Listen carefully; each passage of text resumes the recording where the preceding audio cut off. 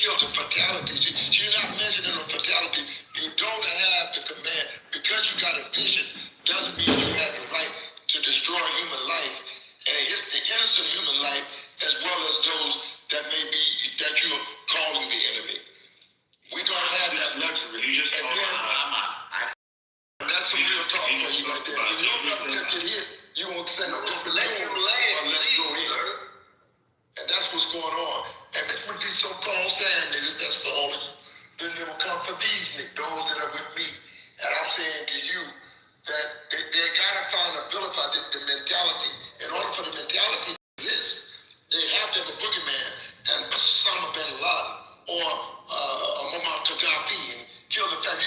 Don't you know it's a violation of international law to go around bragging that you killed a head of state? But we never think about that because we own the testicles in the Kool-Aid. That's a total violation of international law to go after the president or his family. Just think about that. I don't like Trump. Then I take my forces go down, you'll say, oh, he's the worst president in the world. He killed Donald Trump. Or he killed one of these other presidents and went after their families.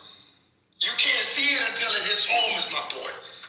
You'll see it when it hits home. I believe it will come to eventually fight you in the ass for all the international violations from Obama Clinton, from Trump Reagan, and it's just some real handwritings on the wall. But you're too blind by the and the smoke and the bombs to see a 10,000-pound gorilla and a 10,000-pound pink elephant hanging upside down on your ceiling. And you want to blame the victims and say, my. If the pink elephant don't fit, you must have quit. If the pink elephant don't fit, you must have quit. Let me ask you a question. Is there anyone here that is saying the regime is not a rat?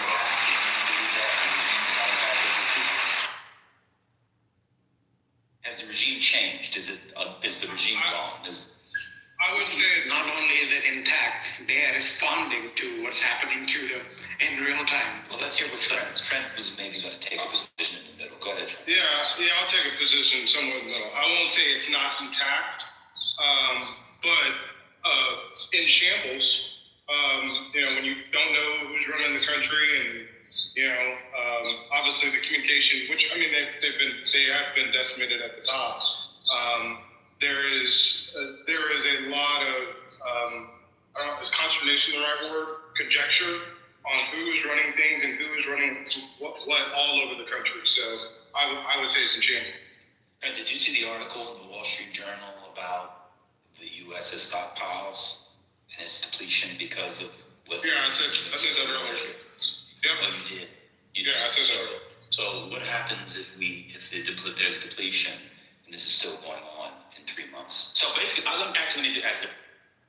What you're saying is they need to get it done and just get it done. So that's why they're overwhelming. Is that the point you were kind of making? Like they need to get it done next year? Yeah, you gotta take out all the missile sites, and it will. And I said it will open up an opening for China if they want to take Taiwan, which I don't want to go on that diversion. But there is significant use of the anti-aircraft material that will deplete. So that's why you got to take out all the missile sites now. Yeah, I've read this, and I just pulled it back up. The U.S. has expended a lot of what they call magazine depth in these conflicts in the last year. It's actually been a lot. I know people are complaining about sending weapons to Ukraine, but it's a lot, bro. It's a lot. Anyway, who's next in the queue? No, man, I did put a receipt in the chat, sir. Well, thank you. God blessings to you and yours. I hope you are having a nice summer. Blessings likewise to you and your family. Thank you. I appreciate it.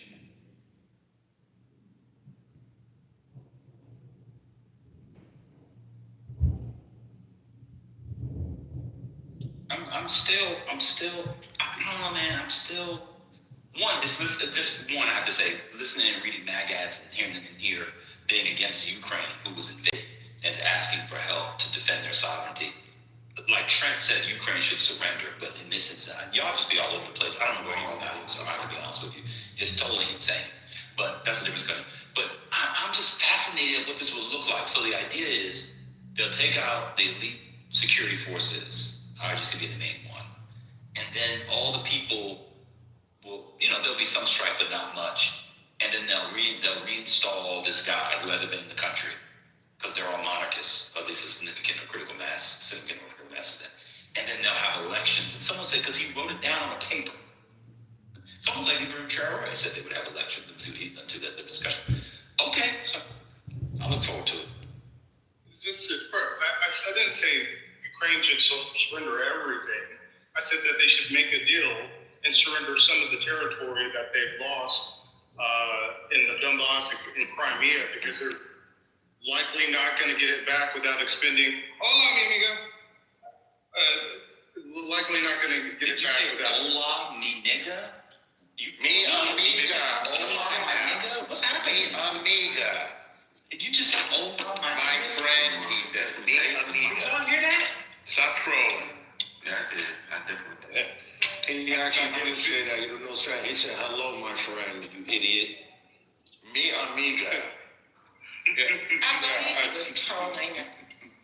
No, my neighbor walked by and I said hello. So, but Hey, man, don't I lost. I appreciate whoever said that. Yeah, no, I didn't say my Negro. Anyway, yeah, I lost my train of thought, so I'll just be quiet because I can't remember what I was talking about now. You're talking about the plan after the war to how to stabilize the government.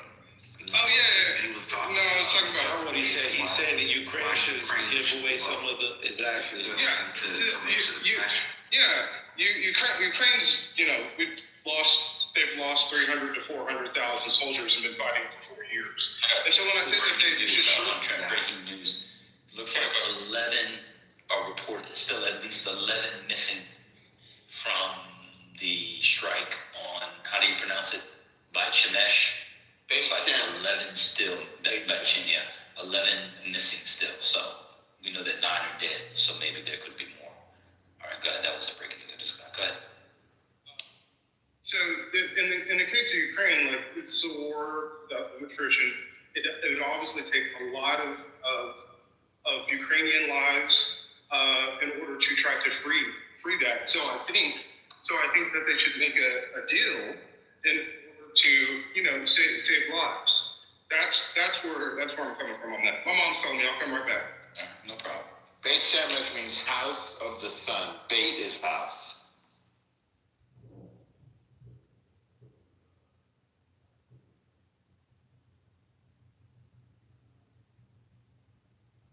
Thank you for that, Noel. It's interesting. It is my humble pleasure. So Bethlehem is Beit Lechem. It is house of bread. Which is pretty much Arabic.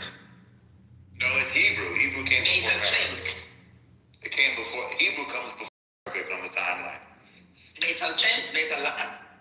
Yeah, they're similar. Arabic is very similar. If you know Hebrew, you can start to decipher Arabic. He told you, Larry. You don't know Hebrew, so how are you going to tell him? Sure I do. You want to start praying me? Let's do it now. No. And you don't know Modeh lefanecha melvikayam. Just That's a prayer. No, he's not. That's a prayer. That's not the language. He's not That's speaking. scripted. Oh, Exactly. scripted. It's scripted. You memorize it. That's sounds peculiar, but I don't know what the And you know what the funny thing is? He said he's done this before. In other Would you words, like another lesson? Would you like more lessons? Me too. No, I don't want to listen to you asking for it. Baruch Shem Kavod Ma'asotol Le'olam Va'ed V'achafta Et Adonai Elohecha B'chol Levacha V'chol Nafshecha V'chol Me'odecha V'chayu HaDvarim Ha'ela Asher Elohim Mitzvocha Hayom all prayers. Once again, he's not speaking the language. He's saying a prayer. Anybody want another lesson? Translate that in English, Norm. Anybody want another lesson? Translate it in English.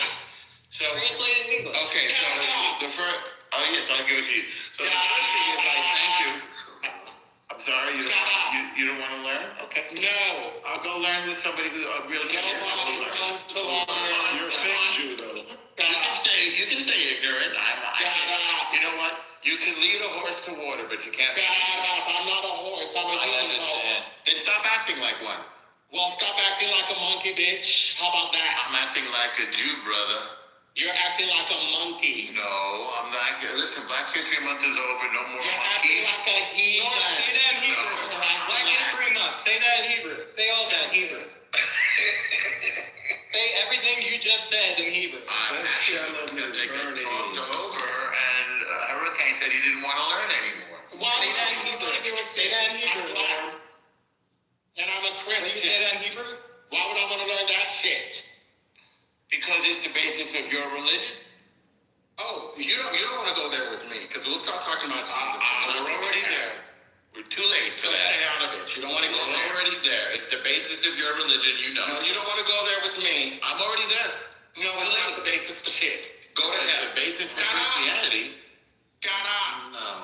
Okay. Shut up. Stick your finger in your ears. You see? Shut up. You see? Shut up. Somebody, I touched a nerve. It's not the basis for shit. Well, it's the basis for your religion. No, it's not. Because you Oh don't no, you worship a Jew, my brother. Oh, so now Jesus is. Thank you 100%.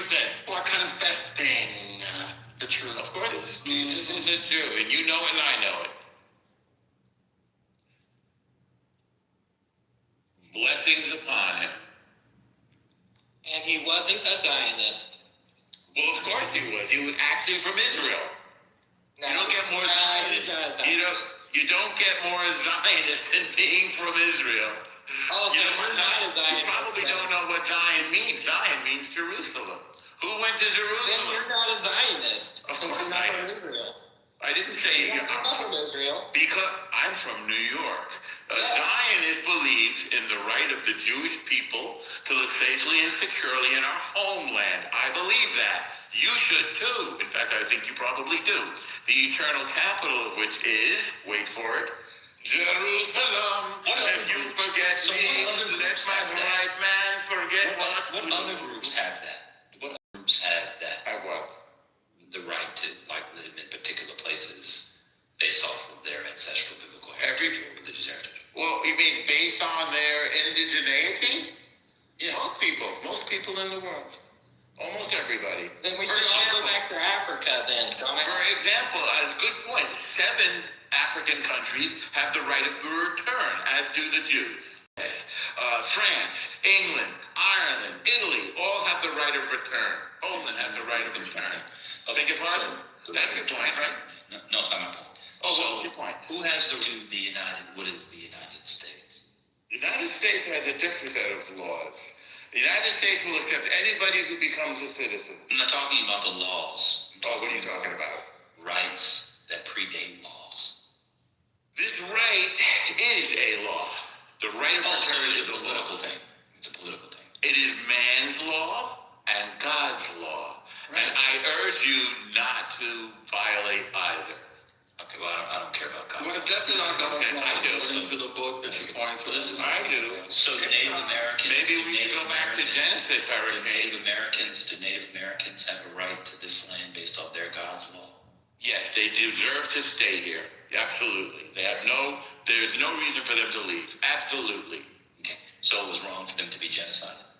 I'm not a supporter of what Just asking. happened when your people Just and asking. my people. I'm answering. just it. asking. I'm trying to answer. No, don't talk about my people. My Why people not? are from New Jersey. But just keep going. Okay, and mine are from New York. And when our people fought the Indians, it was My a people tragedy. didn't fight the Indians. Of course they did. No, they didn't. You know your own history? Of course they did. Which one of my people fought the Indians? Your American ancestors and mine, together, fought the My Indians. people. Those Of ones. course it is. Of course it is. That's not how I would not refer to my people. So yeah, so they have a right to the land. They have the right to. Yes, they have a right to remain in America, 100%. And they should have all, and so they shouldn't be on reservations and stuff. We should. That's up to them. We can negotiate any deal they Should we have want. done the reservation system? I wasn't around then. I can't take your. I Oh, can't that's take that one on. fascinating. So you can Okay, make go. claims about Jesus. I love Yes. this. So when Yes. Jesus fled, were you around? I know you're old. Were you around when Jesus was around? Not that old. Hurricane is that old. So you but were I'm not- around? Were you around when Jesus was around? No, I was born after that. All But right. So, Hurricane was so there. you're allowed to make. So you're allowed to make points about Jesus. Why not? Why not? He was a This Jew. is what I'm saying. Let me finish. Yeah. Yeah. even though you weren't around. But on Yeah. those other questions, your excuse is I wasn't around, so you don't have comment. I'm not informed on that. I could study it and get back to All right, you. we move on. Gotcha. Okay, fair enough. So you're not fair. So you're not informed about your homeland. Or wait, which one is your homeland? Israel or America? Both. How can you have two homelands? Break it down. That is what it is to be a Jew. You know what? By the way, you may consider part of Africa your homeland as well Why as do you keep America. going to Africa? I don't know. Because I'm making an analogy between two people living in the diaspora. You You know what a diaspora is? Do you know what a diaspora is, Ben? I'm not from the diaspora. We were enslaved. Yeah, That means your life here was a diaspora. You are outside your homeland, It doesn't. and you That's haven't. not how I understand it. But let me Explain to me how you understand it. Well, I don't know what my homeland is, because unlike we're not able to. We'll talk to Skip Gates. from Poland. That doesn't Talk tell to you where Skip it's Gates. from. Skip Gates doesn't. He can't tell you that. Sure he can. No, he can't. Watch his He series. cannot Yes, he pinpoint can. everybody's admixture and exactly where they came from. Let me just continue. So, let me just for people going. We all know I where don't we're have any ancestors in the Buffalo Soldiers. All black people don't descend from Buffalo Soldiers. Never said they did. I'm talking about in the chat. Let's keep going. So, let me keep going. So, every group they usually the indigenous, so-called indigenous, right? So, this is fascinating. So, Good. Yeah, that's good. So, so this is true for every group, and it's based off of indigeneity. I don't know every group to speak for every group, but the ones that we've discussed so far, I can say yes. There is a right, and by the way, it's a universal right that is recognized by the United Nations, that people have a right to indigeneity, absolutely. And to sovereignty in their indigenous homelands, absolutely. No, you're lying. That Americans England have sovereignty in the United England is Having not a a right right- to return. You Stop, cannot hey, return we're talking to Ben. We're talking to Ben. literally lied, dude. Stop it. No, I didn't. You're just talking out your ass. You're just No, I'm not talking about. We're having a high-level conversation. No, you're not. We actually went to You're just school. a fucking bullshitter. Dude. We actually You're went just to a bullshitter. You lied about England. You do sorry not you didn't go have to the school, right to Peter. return to England. You do not. You do. I didn't No, you know. don't. No, you don't. I beg No, you your don't. pardon. Google it. Google it, dude. You know what Google is? Oh my God! Now it's Google. You're just a professional bullshitter, dude. You're a Incorrect. Seven African countries. You don't know shit. Sorry, 7 African countries. Wait a minute. England does not have a right to return. I can't speak to England. I can You tell literally said England. that, though. You I said can that. speak Because to you talk out your Spain. fucking ass, man. You don't know England what you're talking about. Calm down. I know you're upset. I know you're upset. Wait, England. what's that? I can't hear you. Jeffrey Epstein's dick is in Yes, your mouth. How France. about you No, fucking... Jeffrey Epstein is dead. That's your department now. No, you have a Necrophilia date is with your the hotel specialty. Eve in June. Necrophilia is your specialty, not mine. So, Just many further- countries Well, eating dead Palestinian babies countries- is your fucking dick. No, we kill terrorists. No, babies aren't terrorists, dude. I heard you No, they're not. I heard you guys eat them. Wait a minute, time out. Okay. So we done, Ben? Yes, I'm here. I got a real question for you. Good. Is this Jazzy? No, this is Brooklyn. I was Okay, in Brooklyn. Brooklyn. What's up? What's up? And you said, Yeah. Black History Month is over. Yeah, it is. No more monkey talk. What did you That's do? right. What I meant was that I heard people calling black folks monkeys, and I was sick of it. So what? Any more questions? You just outright racist. Any more questions? Dad. That's racist? I said no more. You want more? You just see how he treats the black Jews in his community. He treats them like Yes. shit. I convened with them. No, you don't. Yeah, I did. Actually, you did, and you actually stole I from them. That's how I feel. Actually, he did a fundraiser a couple years ago, and they stole a lot of money from some black Jews. He was actually accused of that. What's that now? Fuck you, bitch. Why is that? Sam looking motherfucker. He was actually accused of stealing from the black Jews. Join their military and fight for them. We're sick of you, bitch. That's why you gone. Oh, you killed him.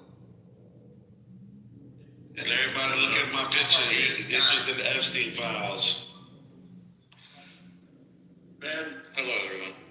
Talking about monkeys is over because it's motherfucking Black History Month over. Bitch, shut your nail Everybody record that shit? That was Shut crazy. your nail monkey ass up, bitch. Y'all Bleach just- demon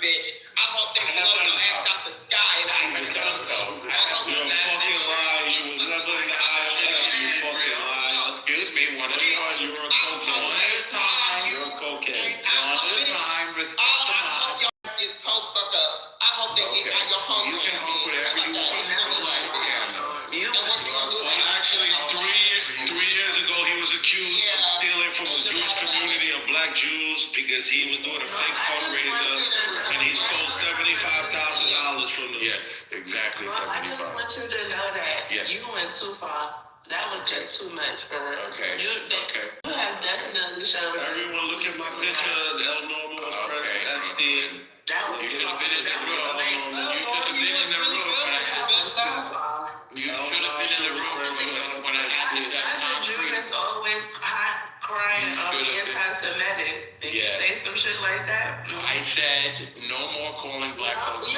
heard you. I just wanted to Excellent. make So how sure. many 14-year-olds did you fuck with Epstein? I'm not into 14-year-olds. Yeah, then why do you have pictures with Epstein for? No, my sweet spot is actually 47. Why did you have pictures with Epstein? I don't. Oh, did you hear You're lying. I have a picture right up right now. He still likes to be younger. Y'all heard that, right? Okay. Yeah, I heard it.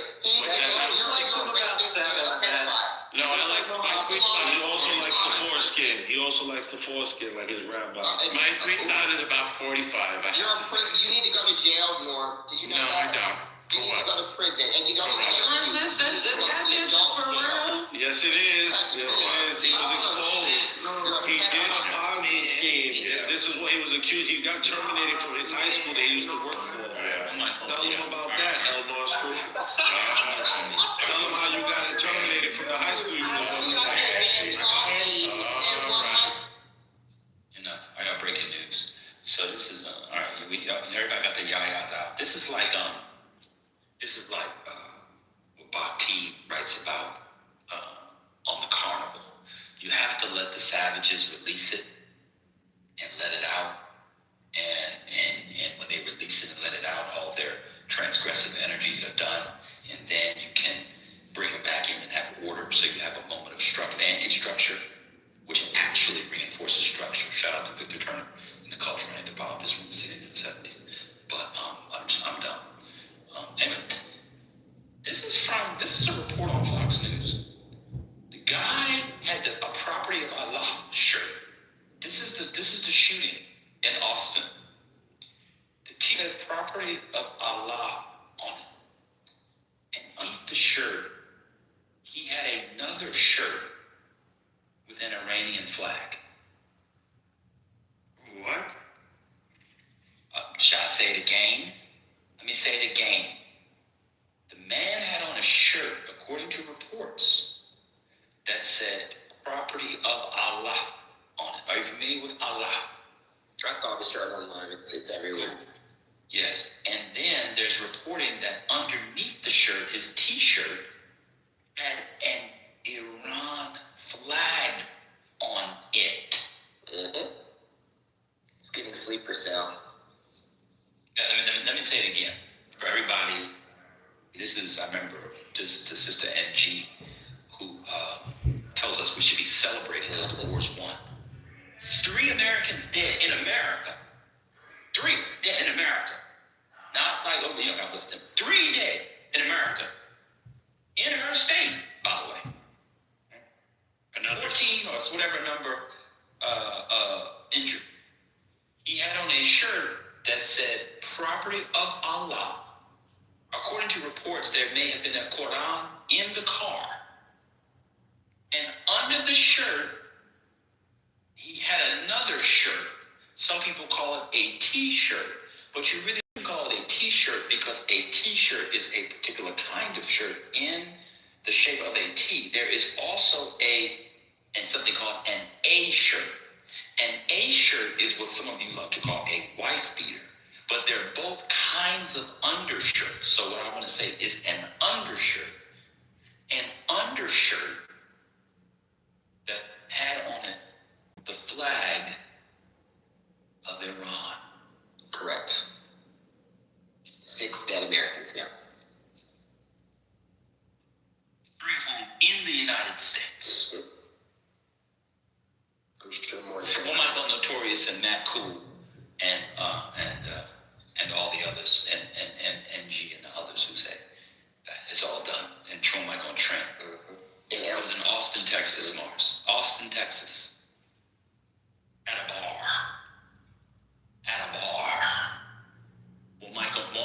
One Michael and Trump making America safe on the homeland. If this is true, this is a full-on terrorist attack in response from 2 days ago. Yeah. They said it is a terrorist attack. The FBI treating it as such. Right. Let me say it again. It was an attack in a bar in Austin, Texas. Texas being a big state. Austin being the capital city of said state. They have a university there. The university is UT Austin. There was a man, a black Muslim from Senegal. And it's being reported, the FBI is investigating the mass shooting in Texas that killed 3 people and injured 14 others as an act of terrorism. Fox News' Harris Faulkner reported the outlet confirmed the shooter was a naturalized citizen from Senegal. So he was naturalized. He was a citizen. More Islamic terror? I am shocked. I'm shocked. Well, this is what happens. It's going to be more norm because of what they did in Iran. Actually, it's American terrorism. Domestic terrorism is American. They're not responsible for their Islamic terror? There was no He's American. He's a domestic terrorist. 1 second. I'm not saying that. I'm saying that one can make a situation worse and you can't do a thing and not think and be prepared for consequences. I'm not saying the United States is responsible. You can do the sarcasm thing on the midwits. I'm not a midwit. Let me continue reading. Sources are telling Fox News that the shooter was wearing clothing with Allah on it, and he had on an undershirt with an Iranian flag. There's a picture of him that's all over. You can see what he looks like. It says property of Allah. He was a 53-year-old man. He ain't 53. I think we agree. This is what happens when you take out leaders. You create a hotbed of extremism. Sadly, we had Islamic terrorism before the war. It happened everywhere. It's not going to be a real conversation, but it's unserious personal. Exactly. He's a pedophile. El pedo.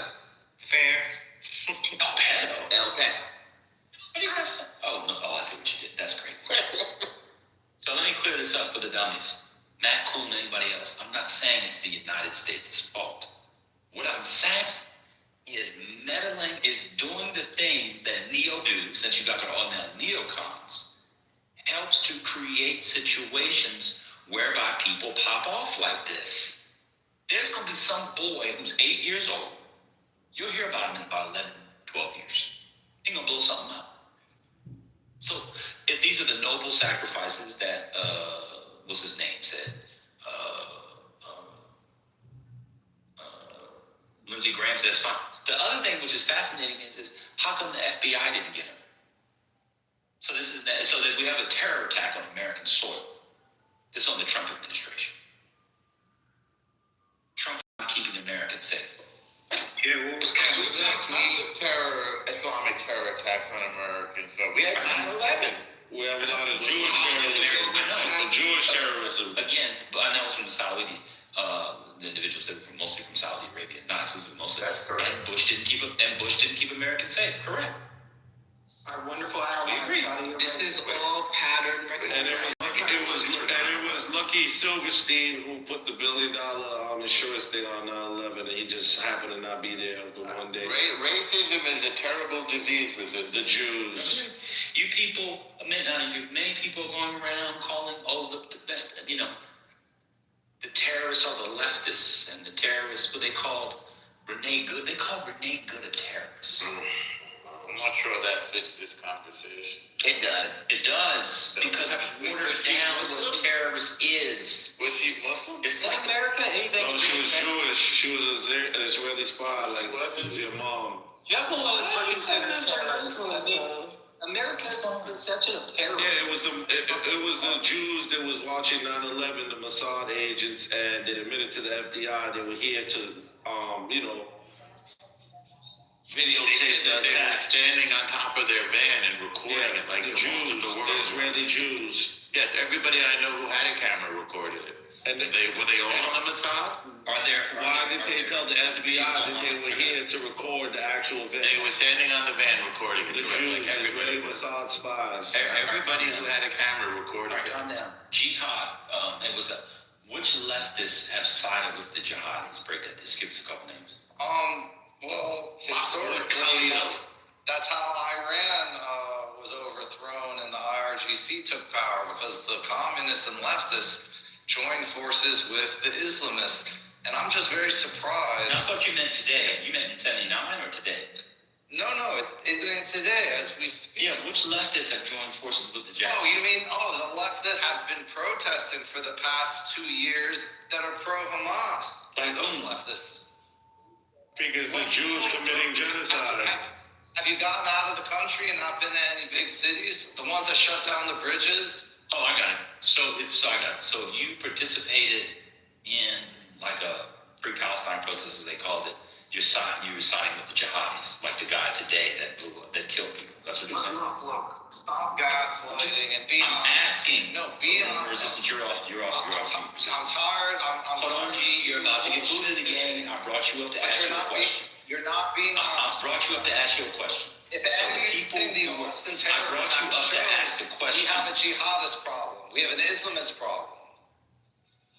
Okay. So the people who were protesting on college campuses, for example, you're saying they are on the side of the guy. Let me answer the question. There are other people listening, bro. Let me ask the question. You may know what I'm going to ask, so let me just get the question out for people listening. There's like 100 people in here. Calm down, man. Damn. 200 people in here. So are you saying that the people who who were, UCLA campus, Columbia, whatever, you're a junior and whatever, they're on the side of the guy who shot up the bar in Austin? Is that what you're saying? To give a favorite quote of yours, they're good people on both sides, of course. But there's also... I'm not asking that, bro. So yes. It's a yes or no question. I'm answering your question. Yes. Yes or no? Yes. Okay, cool. All right, thank you. That's it. That's all I was asking. I don't argue. Okay, who's next in the queue? I don't know why I don't argue. I'm just asking the question. Yes, and many of those people are Jews. So they're terrorist Jews. Hold on, resistance. I'm trying to understand what you understand. I'm trying to. The reason why is, hold on, bro. You're denying. Hold on, because when you said leftist, hold on, man, you're ruining the space. When you said leftist, you didn't say the people protesting first. You just said leftist. So if I'm a leftist and I didn't protest, I want to know who you were talking about. You just gave me the specifics. That's all. Calm down. All right. I don't want to fight y'all. But no, I know. We've just been really ranting for 10 minutes about this Austin guys being a consequence of our actions in Iran. It is. And I completely disagree with that. It's not a consequence of anything. It's actually the objective of the Islamists and the jihadists. It is. That's the objective. Really propaganda. It is a symptom of the disease of jihadism. Again, so these things are not like isolated. I can agree with you all that there is an issue. It's in the Sahel, it's in West Africa, it's in the Middle East. I agree with you. I'm not disagreeing with that either. But what I'm saying is that we have to expect consequences, especially in the midst of a hot war. That's all. I don't know why y'all think. Well, look, I agree with you, but why do I have to be cut off? I'm trying to run a cool space where everybody chill, and I'm letting people say, why can't I get mine out, Gia? Look, you're right. It is a consequence. Can I just finish my point? It's coming anyway, whether you like it or not. We want to stop it sooner than later. Never mind. Let's just kill all the Muslims. Is that what you want? Let's just round them up and kill them. Don't ask that question. Not to them. No, I want to know. Do you know what they're asking? And where I want to know how you feel. You want everyone. No more solving. How are we solving anything? We don't want no more Jewish supremacy we're not supreme. and Jewish terrorism. We did it. It's white supremacy. No more Jewish terrorism. Give me a second. Hey, give me a second. Ben, did we have a chance to listen to Oman's foreign minister on Face the Nation? Maybe that could be a reset. This happened before the war started on February 28, 27. He He seems to have came to United States on Facebook. Oman was doing the mediation, right? So the guy is familiar with the state of negotiations, and it could be a good reason. This is before Iran attacked Oman yesterday, correct? Explain that. This is also before United States and Israel. Just play it, man. You're a No, before Iran attacked Oman, Bahrain, Saudi, Abu Dhabi, Dubai, Kuwait, Jordan. Oh, no, shut up. They were attacked and then they attacked. I mean, it's so bizarre. You're not saying anything. They were attacked. They were attacked first. And so they responded in the way they said they were going to respond. We know, Norm, we're all following the news. You don't have any inside information. You might have an old friend who you had coffee with at the Times, but we all saw it. Can you just play the video? Pointing out that the jihadists attacked their own Arab Muslim brothers on They're not their brothers. They're not their brothers. They're Muslim. Quiet. They're Muslim. You know, they actually, Miriam, just stay on mute. Let him play the clips. You got, oh my God, you guys are assholes. The boy is going to play the clip. You can respond to the clip after. You guys are really being assholes. I'll be honest with you. Just let the boy play the clip. Damn.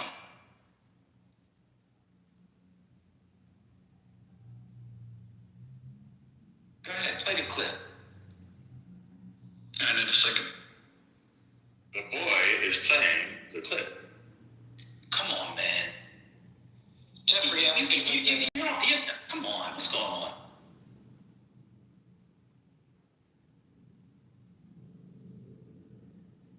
Don't let him get you out, man. Calm down, man. Oh, no, I'm calm. Believe me, I'm calm. This is part of my... I'm a master of tones. But it is kind of weird. Like, can we, like, especially when, like, serious stuff is happening, could we put the pre-serious stuff, banging and ignorance and insults to the side for, like, a couple of hours at least? Is that impossible? Well, you brought resistance up here. Y'all go to Gary Baumgarten's room and respect it. Why don't y'all respect Patty's room like y'all do? You know, because he shuts the chat off. Maybe that's what it is. Doesn't let people on stage. And he doesn't put up with Gary the bullshit. Baumgarten and him and them 4 people say the same shit. They've been saying the same shit for 5 years. When I have a problem going to sleep, take a midday nap, I go listen to Barry Baumgarten's room. Go ahead, you got the clip?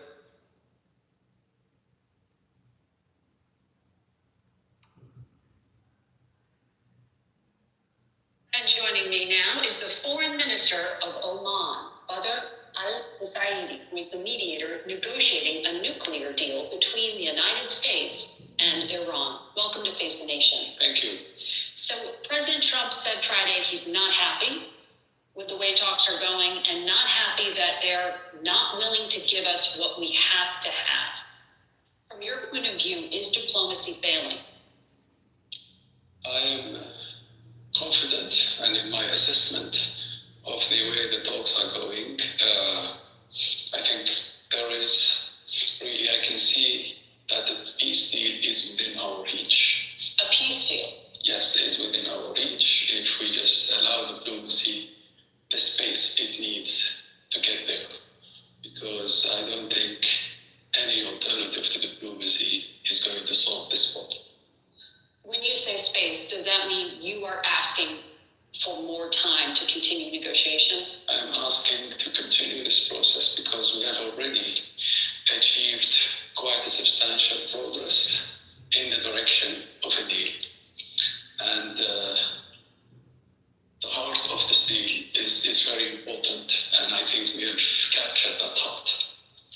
When you say the heart of the deal, Iran has said this has to be nuclear only. What have you actually agreed upon? Can you give us any sense of why there should be more time?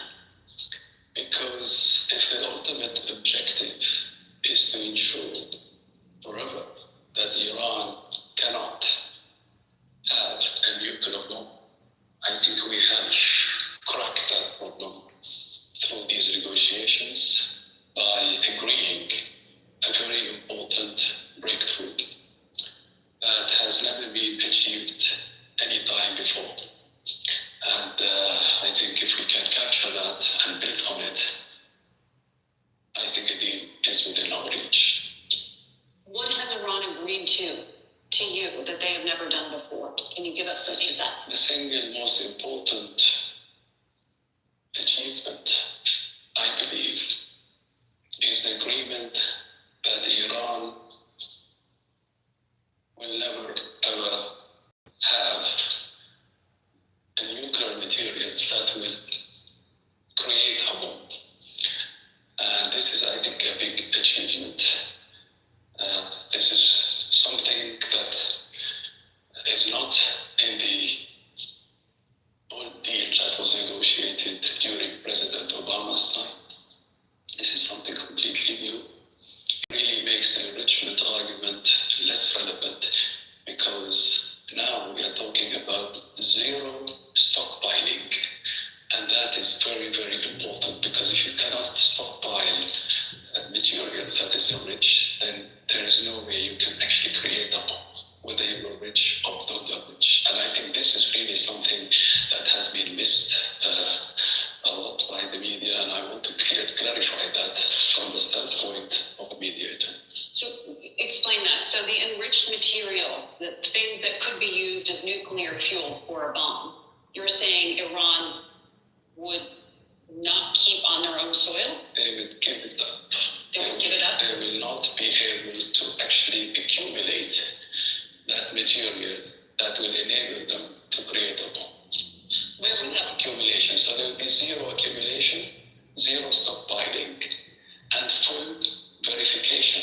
That is also equally important achievement, I think, a full and comprehensive verification by the IAEA, which is the agency in charge of this file. The UN nuclear watchdog. So you're saying all enriched material would be shipped someplace else, not Russia, but the current stockpiles that still exist. The things that are still in Iran. I think that there is agreement now that this will be downblended to the lowest level possible, to a neutral level, a natural level, which means and converted into fuel, and that fuel will be irreversible. That would be significant. It is very significant. It is very significant, and I think we have agreement on that, in my view. In your view? Yes. Because today, CBS confirmed a confidential report from the IAEA says inspectors report seeing Iran conducting regular activity at bombed uranium enrichment sites, but Iran has refused to tell us what has happened to their stockpile. They have refused to allow UN inspectors in to look at it.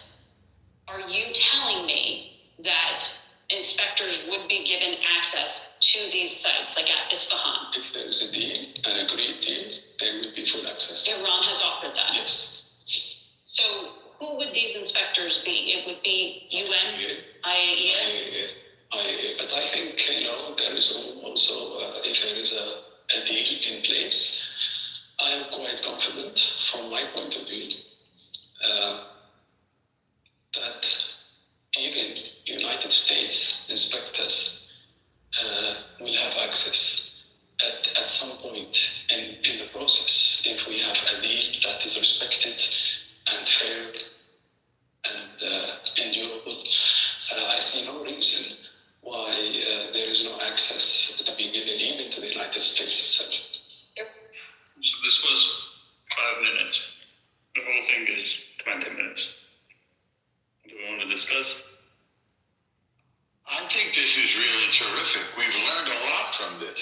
Number one, we've learned that they do indeed have nuclear stockpiles. In case any of you were wondering about that, they've just admitted it. Number two, we've also heard that they refuse to discuss the other two big issues which Trump laid out. Number one, ballistic missiles, which Trump said they refuse to discuss, and this man confirms that this is not on offer or part of the deal. And number two, to stop sponsoring terror through proxies. So you can see our cause of belly or cause of war is justified just from this excellent interview you played, Neo, from the excellent Omani ambassador or diplomat. By the way, the Omanis are wonderful people, and it's baffling to me that the Iranian terror regime attacked Oman yesterday, as well as their other Muslim brothers, just mind-bogglingly evil. Go ahead, anybody else? So Neil, when I talk about neoliberal, why'd you bring it up?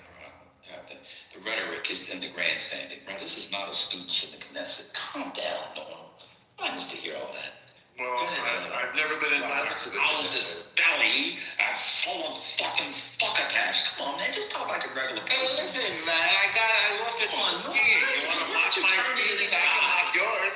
Why don't you turn into this guy? You want me to mock you? I can mock you. It's the cocaine abuse.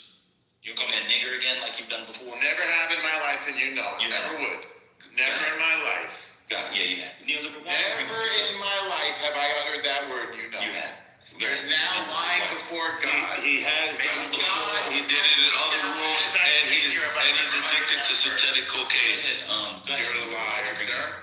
You're a liar, sir. Well, like bath salts? Like Don't just let the room focus on something else rather than you. Don't say no. We're discussing. Let's discuss. Go ahead, Neil. Okay, you made your submission. Can you let other I people was speak? talking to man. You don't have to put your nose in the middle, Neil. Go ahead, Neil. I mean, that's also a guy who suggested couldn't speak English.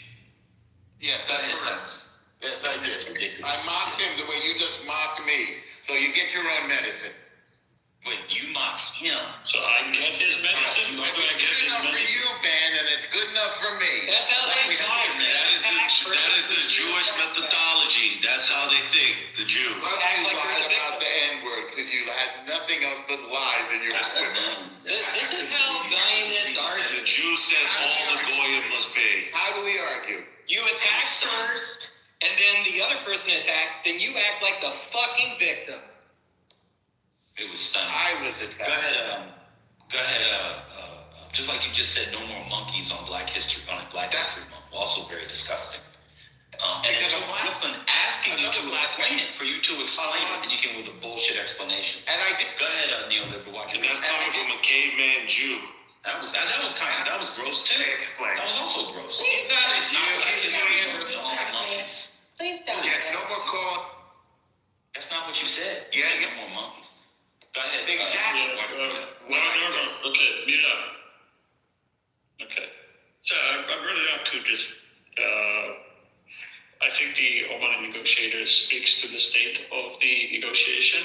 I think it is not covered because the fact that Trump could have had a better deal than Obama on the table, right? That thing seems to be missed from the media coverage, at least outside of this interview. I haven't heard it elsewhere, right?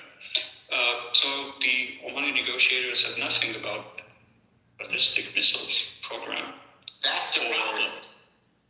Well, not saying anything doesn't mean there couldn't, first of all, there's 15 minutes. We want to hear the rest of it. Maybe he says something about it. He didn't say they want to do it. Didn't say anything on the topic. That's because it's not what they agreed to. No, shut the fuck up, bro. No, okay. Shut up. The interviewer asked, what did they agree to? The excellent Omani foreign representatives answered what they agreed to, and in so doing, admitted what Trump charged them with, which was having a nuclear stockpile that was not for civilian use. I mean, it's a very revealing interview. I'm glad you played it. And the two other, the ballistic missiles and the teleprompting were not offered. That interview does not prove any of that. One person Is neoliberal done, guys? Has he finished his explanation? He's been done since he began speaking. He doesn't know what he's fucking talking about. He's just a propaganda. Listen to the nuclear stockpile. Well, he's actually not done because he has a big bag of that synthetic cocaine. Did we learn about the nuclear stockpiles from the Omani negotiator? What did Trump bomb? I'm sorry. Did we just discover that Iran has nuclear stockpiles? And Isfahan. Did we need the Omani negotiator to confirm that they have nuclear stockpiles? Is that news to anybody? I think it's wonderful confirmation that you offered, and I appreciate it.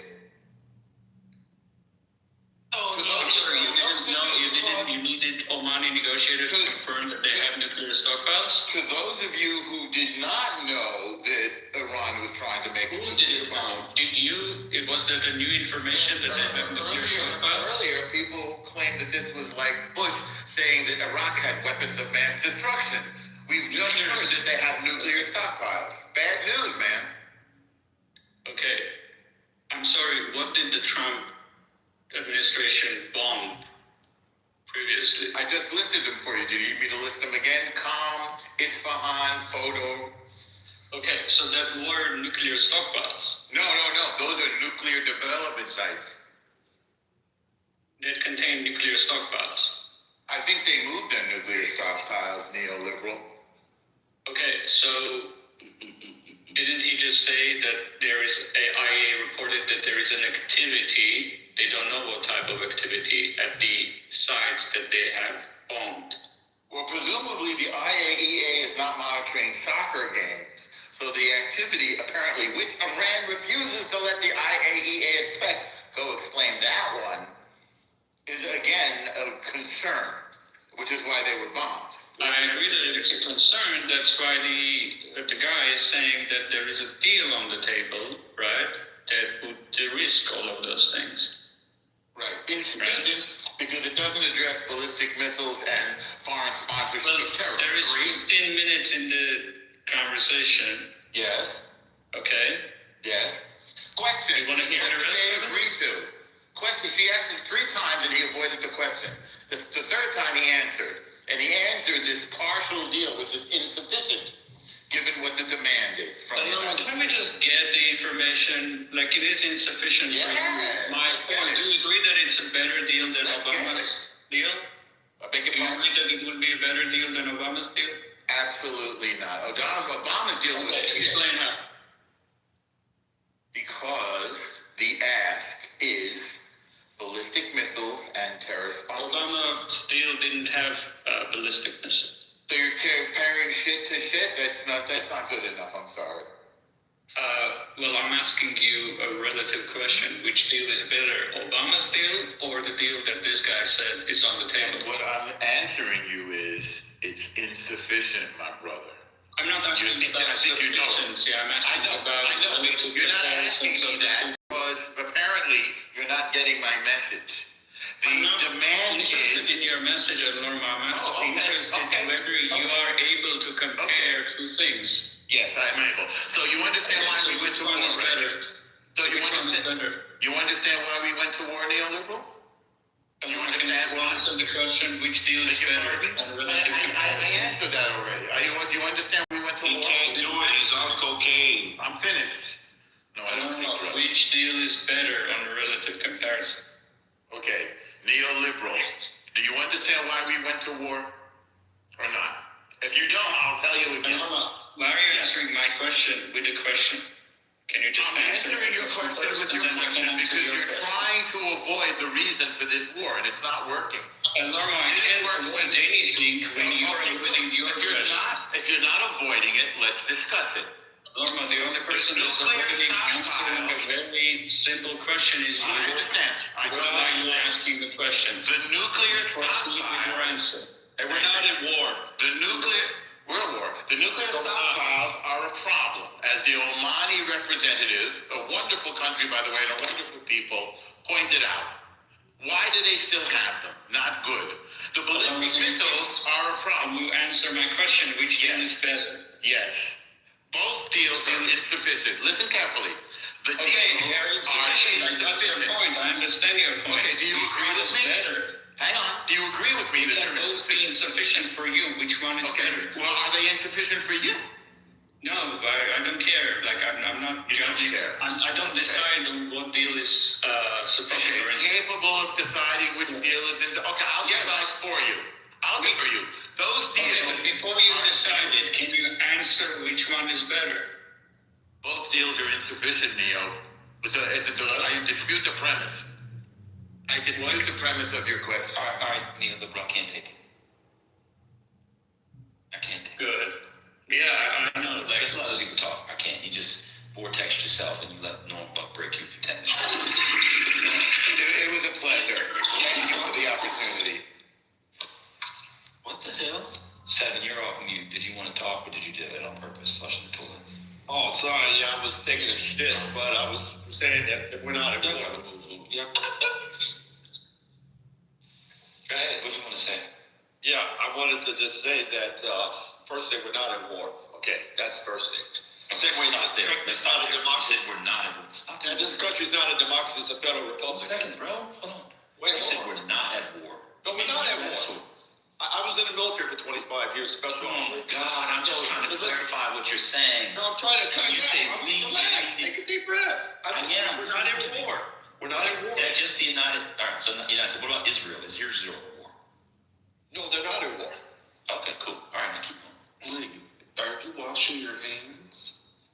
He hasn't washed them. No, he He took a shit. Wiped his ass with his fingertips. Yeah, that's what the Jews do. And then went straight to the phone to I'm not borrowing that shit all over his phone. Got it. Fucking nasty, bro. Go ahead. Since you were in the military for 20 years, they taught you how to shit and wipe your hands. To take the shit out your ear, I said 25 years. Fucking nasty. It's You only still haven't washed your hands, bro. Go wash your hands. You got shit all over your house. Hand sanitizer. It's what the Jews do. I'm still shitting, bro. Yeah, okay. But go ahead, tell us about it. He's shitting when he speaks. So it's not a war, what is it? This would be called a conflict, sir. There's a difference between a war and a conflict. But Break down the difference. that's just the thing. To break down the difference is when you declare war, you need to have Congress in order to do it. He's not in a war. It's not a war. It's a conflict. It's just like So we weren't at war in Afghanistan? What was that? No, we weren't. Afghanistan. No, we weren't at war, sir. Okay. So you're only in a war if Congress declares war. Yeah, no, I'm just giving you just facts, sir. I mean, just receipts. Just like this is not a quote democracy. This is not a democracy. The word democracy is not even a constitution. Say democracy. You guys, Calm down. No, All right, bro, you gotta calm down. The cocaine and the PTSD is the same. Just go back. He gets his cocaine from all hospital. I want to rebuild this guy's stupid argument. Calm down. So the last time Congress declared war, was it Korea? I think it might have been Korea. It's been a while. So you're saying No, Korea was actually a police action, believe it or not. Technically, we're still at war with Korea. The last time Congress declared war, it was actually World War II. So you're saying the U.S. has not been at war since the 1940s? Yes. All right, cool. Who's next in the queue? Imagine somebody all got the brain of a Jew. All hospitals, cocaine, Jew. It's just who's next? Like that's the way to just ask people basic questions, and then when they answer like that, just move. Just keep. Ben, have you talked about the mass stabbing in Virginia? The what? Wait, what? There was several people stabbed and shots fired on the outroads of 495, Little Rock Turnpike in Annandale, Virginia. Suspect is down. Shots fired by Virginia police. At least 4 victims have been stabbed. 2 were reported critical condition. Fairfax County is assisted. But is that related? I would say so. A stabbing problem. Oh, at the ICE facility? No. Put in the chat. No. Is it Islamic terror? I would say possible. It's too soon to assume anything, dude. Let them fucking do research. Why are you even saying anything? You obviously don't come here often. That's what I've been here for 6 years. Shut the fuck up. Are you talking about? This is from 3 days ago. Daddy. From 3 days ago. You can't disrespect his son. Peter needs a break. Peter needs a break. Patty on break. So Trent, you sure this is recent? I just Googled. Sorry, brother. I just Googled and I'm seeing something from 3 days ago in Fairfax, Virginia. I don't see anything now. Put it look for it. I wanted to talk real bit.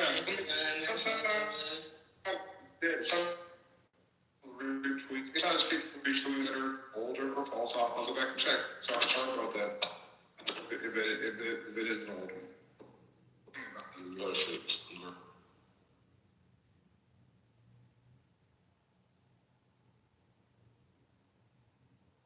The 3 three dead soldiers, by the way. I don't know if anybody saw it. They were in Kuwait.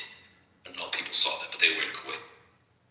U.S. soldiers that had been killed. They were attacked. They were killed in Kuwait.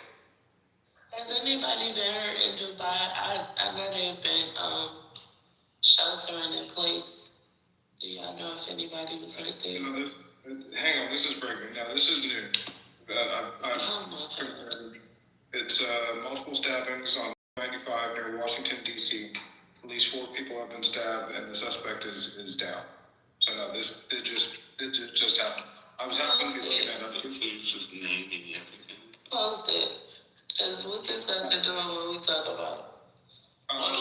He said that this morning about the one in Austin. I mean, it's possible. Y'all I know y'all don't like Trent, but no, it's not. Not that we have mass shootings every day, though. That's the problem. Is that we have mass shootings, mass gatherings, mass truck driving. It doesn't matter. There's mass killings happening in America. Shut the fuck up. No, you shut the fuck up. All right. Let's regroup. I can confirm that Trent is right. I'm seeing the same thing, and I posted it just now. No, Oh, Lord, sorry. So nobody's. You guys are speaking too soon about it, though. That's the problem. And you know what we do? We come out Ears coming out of El Nastro's nose. Yes, but like, there's One mic. Damn. When someone up top speaks, y'all gotta chill, man. I know the band is sick of fucking y'all right now. Like, chill the fuck out. Patty ain't even talking, because half the shit y'all talking is a bunch of bullshit. Let's talk about the news. Trent brought some news. Lord confirmed it. And this is what we do around here. All this, you're jumping to conclusion. You can't jump to a conclusion on a news story. We just found out about the shit. This is what we do. Somebody brings something, we all go looking for it to see what's going on, and we talk about it. Rinse and repeat. What's the problem today? Let's go. I'm confused. We want to play Jesus Christ. I'm tired of people talking over me. I've been very respectful and listened to a lot of people. Can I please say something for 2 seconds? One mic on, brother. Let's go, brother.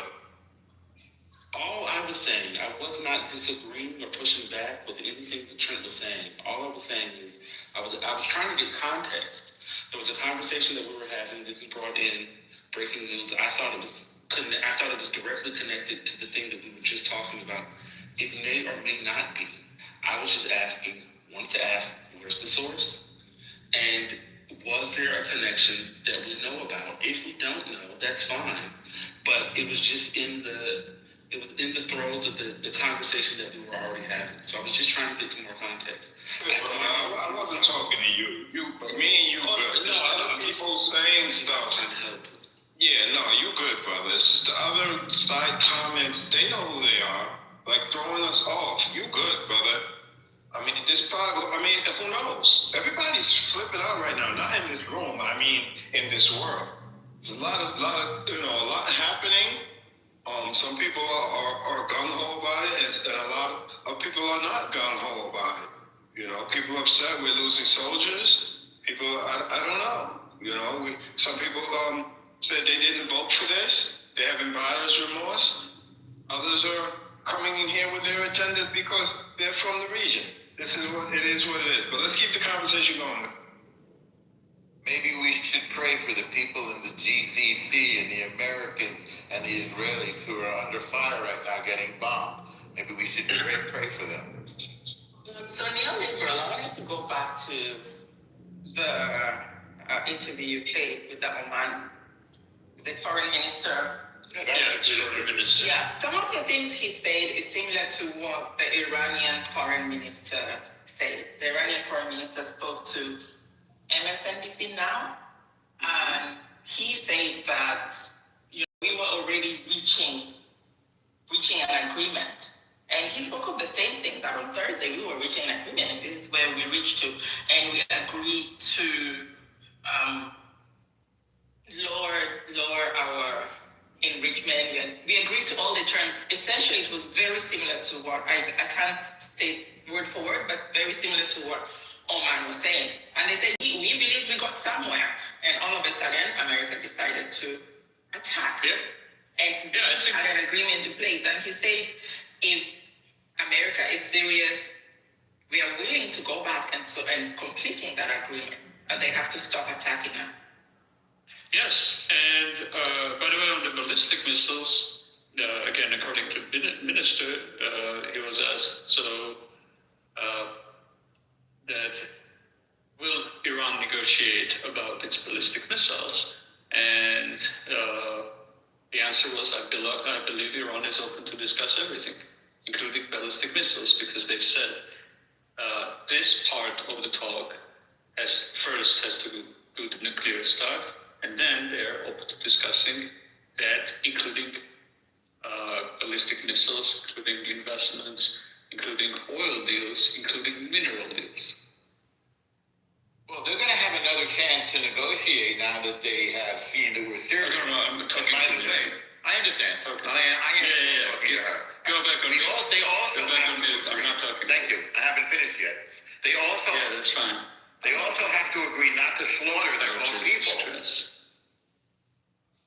They also have to agree to stop slaughtering their own people. So neoliberal. I don't know where you're getting into. Another report on Al Jazeera where it was analysts from the Middle East, Gulf, foreign schools and all of that. And they say, from what we're looking at, none of these entities are willing to de-escalate. That the US isn't, Israel isn't, Iran isn't. And Iran will not stop unless Israel and America are willing to sit so they can negotiate on something. Yeah, he was just saying this is going to continue. This is going to get worse, and they're going to expand attacks on specific military operations in the region. Yep. Earlier today, Trump said he's open to talk, but open to talk on his timeline. So he basically said this is going to go forward until he decides not to. But the offer from Iranians to talk, he received it. He said, just not now. Yeah, the issue is they won't be able to, it won't stop because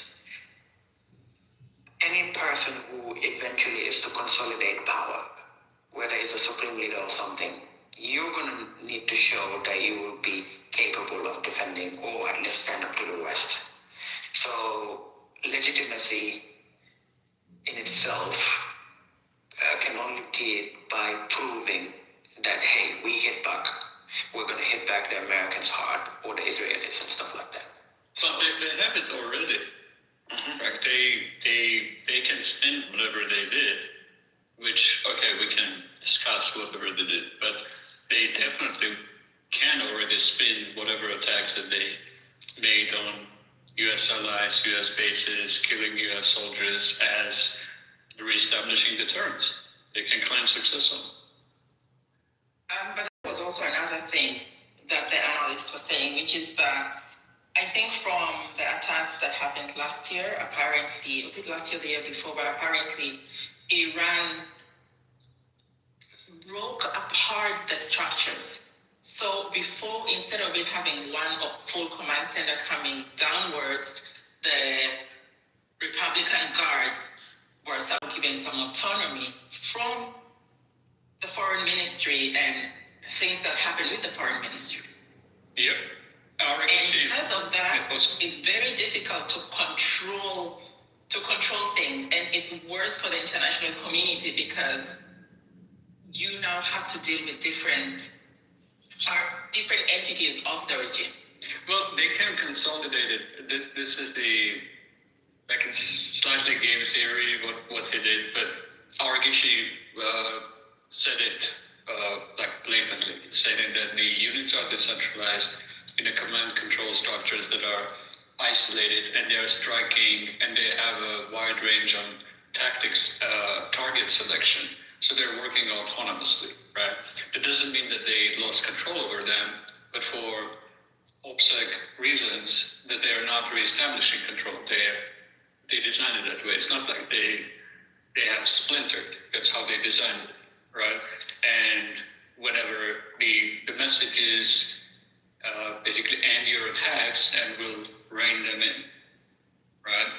The implicit threat on it is that they can, at some point, attack the oil infrastructure of the Gulf states, which, if that's the option that Iran hasn't done yet fully. They attacked the port, but if they start attacking explicitly oil infrastructure, which they have the capability, there's also a nuclear reactor they can attack, or whatever, that would be another level of escalation. But if they escalate to attacking oil infrastructure and burning the oil fields, that's the implicit threat, right? Like, these autonomous units could decide to just do it. And during the Kuwait War, it took 1 year to put out the oil field fires. Oh yes, just to correct. So the autonomous unit that this plan, they actually did that. I think it's last year that they decided to purposely do it that way and ensure that all the different entities were running on their own. Before, it was all under one entity. And last year, I think after the US-Israeli attack, they decided to then break them into those entities. You're right about this, Miriam. But at this point, are they even still a country? Then they're just a bunch of disparate terror groups attacking their neighbors at will, self-destructively, nihilistically destroying their neighbors, their Muslim neighbors, on Ramadan's means of making an economy. Again, you don't give a shit. You keep repeating yourself again and again. Isn't that you're just a dumb human being who cannot make any new point? Why don't you just address the point? Hold on, wait a minute. The foreign minister was talking to George Stephanopoulos. Do we want to hear from the foreign minister of Iran? I'd love to hear more. I think it was very informative.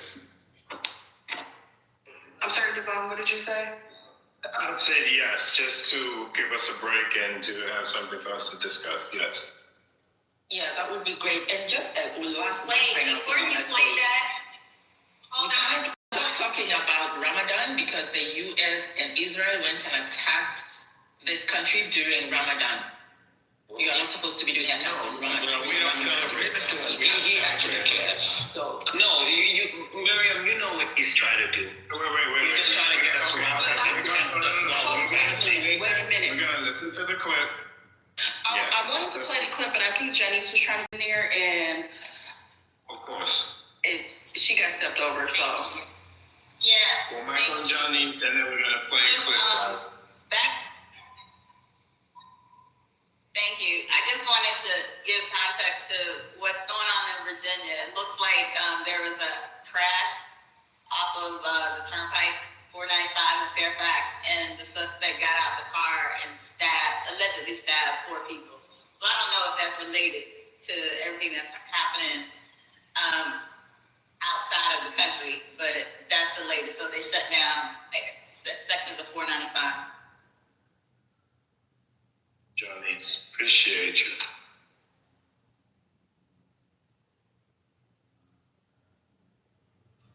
And okay, I'm on music mode, so let me go back to the clip. Senator, thanks for your time. I want to go to Tehran right now because we're being joined by the Foreign Minister Abbas Araghchi. Mr. Foreign Minister, thank you for joining us this morning. Who's in charge of Iran right now? Well, first of all, thank you for having me in your program.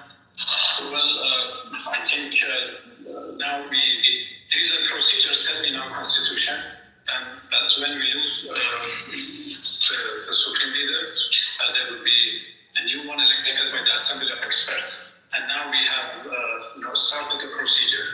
There is a transitional council of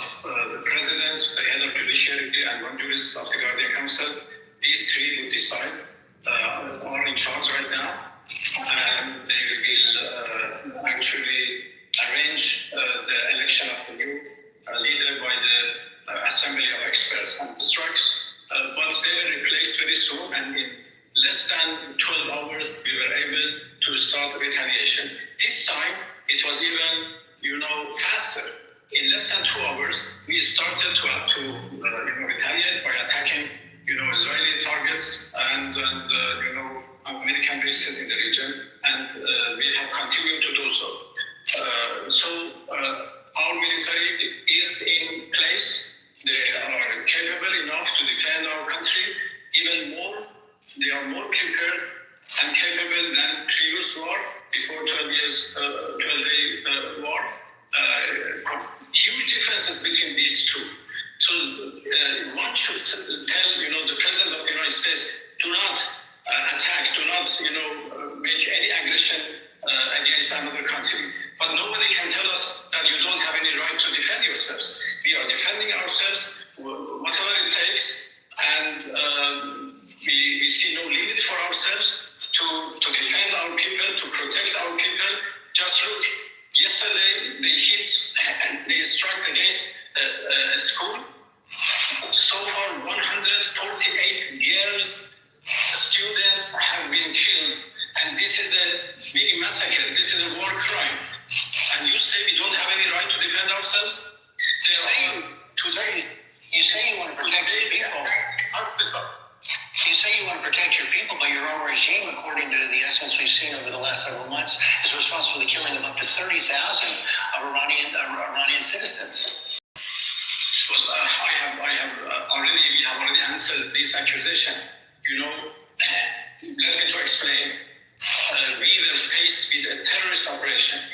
It was first protesters, demonstrations,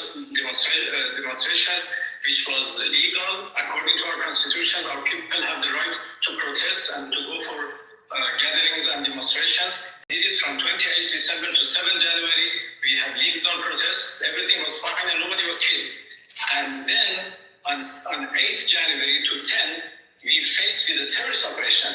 Armed elements were added to this question, and they started to shoot at our police forces, our security forces, and then they started to shoot at ordinary people, even to protesters. Why? Because they wanted to increase the number of deaths. Since the President of the United States had already said that if there are killings, he would come to rescue. So they wanted to actually drag him to this question.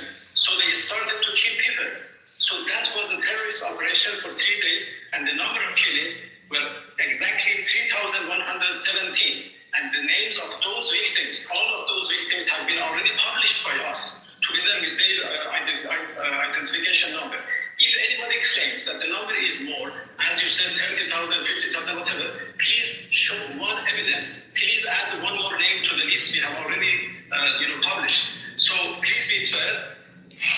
Out of those 300, 100 people, we have announced 2,500 as martyrs because they were killed by terrorist elements.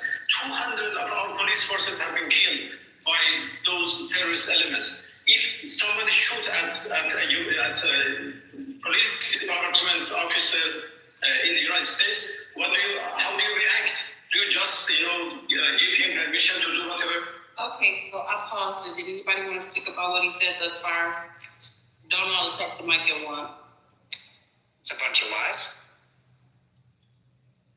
Tiffany, I think just play all of it. I want to comment on So we can listen to more lies? Another one of Trump's demands is that they stop slaughtering their own people, and that's a really good point. It's unacceptable. Especially women and children. They slaughter them, and then they go into the hospitals. Anybody who was wounded, they go into the hospitals and finish them off. It's how do we know everything? Hold on. So who is that? Dude keeps saying that it's lies. He said they provided, it was 3,000, not 30,000. How do we know he's lying? Because the Iranian people themselves are telling us. They're literally dancing in the streets right now that we took out this evil dictator, Khamenei. Slow down. Sure. Where is the evidence that 30,000 people, they said it or they gave evidence? The Iranian people. He said they provided the 3,000. He said that they were shooting at police. So that's lies? They were unarmed. They weren't armed. They were unarmed. How do we know? There's no media in Iran. Listen, The Iranian people, when they can get to their Starlinks, they're uploading all this info. We have Iranian people in the room. Please ask them. Actual people in Iran. In this Asking how do we know the number? That's all. We don't from the Iranian people. So would you, wait a second, would you rather trust the words of the person who slaughtered all those people? No, You're gonna trust the slaughter? no, I'm not trusting them either. I'm gonna tell you, so this is what we're gonna do. Well, Divine seemed to. This is what we're gonna do. This is what we're gonna do. Instead of you people trying to do the either or side, we're trying to have an adult conversation, right? We're just for the evidence. That's all. Divine doesn't know the number. Divine can't point out Iran on a map. Neoliberal can't point out Iran on a map. Neither can I. We're just asking. We just want to see it. 1 second, sir. We just want to see it. No one is agreeing with the regime. Dude, if you do that straw man one time, we're just going to remove you from the room. Nobody here likes the Ayatollahs. Stop it. We're not here to bang. We just want to see the evidence. You say somebody come into a room and ping them, they're from Iran, they did. They don't know either. They don't know because you're on Clubhouse. I don't trust anybody. That's only some more of the evidence. I wanted to see it. I wanted to see it too. Just for my own edification. It's not that I agree or disagree. I imagine it's closer to 30,000 than 3,000 for sure. I'm looking at Amnesty International right now, man. I'm just asking for the evidence. Cool. All right, put it in the chat. That's all. Don't ask us if we agree with the Ayatollahs again. The next person that does that will be blocked from the room for life. I'll just put you on a permanent blacklist. Nobody here supports the fucking Ayatollahs. Just because you can only have conversations based off of the fact that you agree or disagree and want to bang, y'all can do that with the dumb. Go open a healthy debates and do that dumb shit. That's all Divine's asking for. It's really stupid. I respect your commentary, but I was not believing that way. No. Thank you, no. Do we want me to continue playing the clip? No. Yes. No. Oh, no? Wait a minute. Now Norm is citing Amnesty International? I thought you were Hamas. Oh my God. The evidence you're saying in Gaza, now we in Gaza, yes, they're infiltrated by Hamas. That's been proven. We actually busted them. Well, in Israel, in Iran, they're infiltrated by Mossad both ways. It's ridiculous. It does? Yes. Where's the evidence of that? The same with the N-word. Oh, did you just pull it? Yeah, I never called. When did I call you the N-word? Yeah, 8 times. I have it on tape. When? Play it now, please. Wait, stop the room and play it now. No. Stop the room. Stop lying. You're a Where does it Christian say man. here? 1 second. You know about the sin that's called Where bearing does it say false witness? Where does it say 30,000 on the Amnesty International site? Why change the subject? That's what we're talking about. Why did you bear false witness before God? Because I wanted to. I don't believe in God. Where's the 30? Where's the Okay, Dan, from my understanding of reading this time article. Quiet, dude. Okay. Be quiet. Where does it say 30,000 on the Amnesty International? Give me some time and I will pull together. That's some time. That's some time. So you Why not time? He wants to deep down and get granular in order to avoid that you're done. You're done. We asked you for the evidence of the 30,000. You put something in the And I'm chat. assembling it for you. And then before you even read it, I'm asking where the 30,000 on this is. He didn't even read it. Okay, so nice. All right, someone's got another one. This is Iran Intel. I don't know what that is. Where's the evidence from this one? The person that Googled. What is Iran International? Where is it? Who put that? Sober man. How did they get that number? So bad. 1 second, Ali. Sure. Go ahead. Where did he get the number from? Okay. Don't have that one either. All right, go ahead, Ali. Yeah, thank you for that. I have been looking up to see not exactly, but approximately what the numbers are. And the numbers we're talking about is the numbers being killed by the Islamic Republic of Iran in the last 5 or 6 weeks. The numbers range from 3,100 provided by the government of Iran, as the replay showed, all the way to 36,000 people by different people. So my sources are from Public Broadcasting, Associated Press, and Wikipedia, which goes more in details, providing the sources that the numbers are coming from. So I think at the minimum, one could say by some good level of confidence, if you believe the government of Iran, at the minimum 3,100 people have been killed by the Iranian government in the last 4 or 5 weeks. Then one could take the numbers going all the way to 30,000, which comes from credible sources. And I can put them in the chat. But I have to tell you, it's very difficult to actually get a good grasp of the totality of the people being killed, because the apparatus of government in Iran does not really allow any credible kind of assessment of how many people have been killed. One could say, well, they're the truth, they being the Iranian government. Anyway, I'm just landing with this 3,100 to 30,000, actually 36,000. All right, so one mic real quick. So what Sober Dude posted, Iran International Editorial is owned by Violent Media UK, privately owned company based in London. Violent Media has stated it is owned by a Saudi British citizen and denies state backing. So that article that Soberman posted said 36,500. And I said, well, who are these people? And I just said who they are. This is a UK-based Saudi British citizen-owned organization saying that 36,500 people have been killed. And what the gentleman just said, it was my point as well. People are saying these numbers. It's just like us saying how many people crossed the border, right? It was 50 million, it was 30 million, it was 10 million. These numbers, we just want the truth. I'm not down with anybody. I have no motive to side with the Shah or the Ayatollah. We just want to know what the hell is going on. I'm going on. Well, Time Magazine's a better outlet, and I provided an article from Time Magazine. Time Magazine is allowed to go into Iran? Go ahead, T. No, there's information in the article. Okay. All right. TT, go ahead. Let's listen to the rest.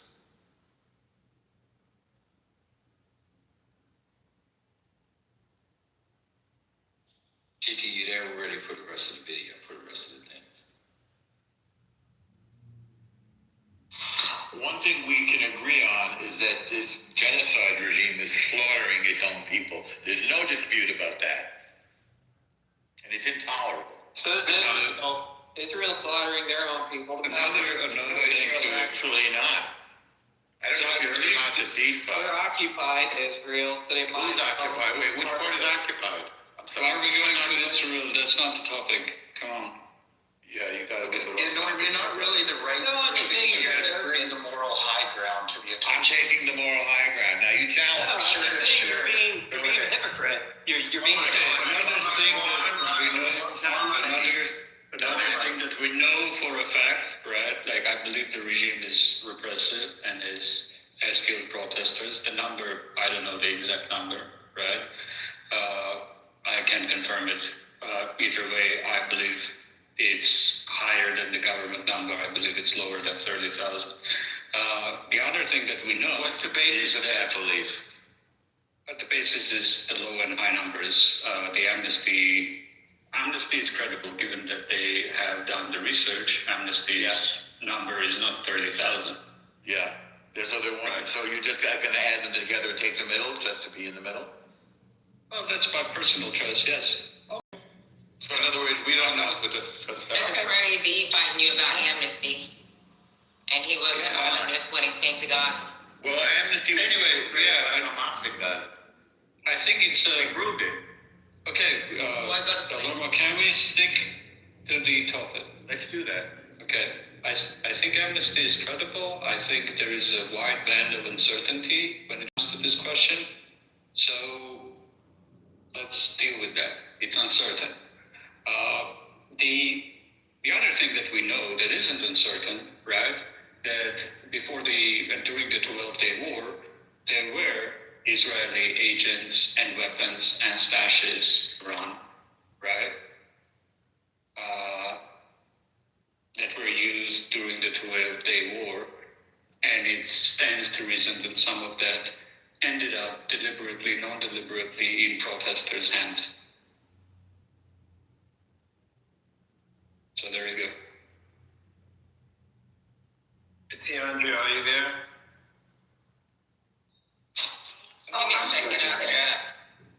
Okay, yeah, we're ready to continue if you have the clip, please. Okay. Give me 1 second.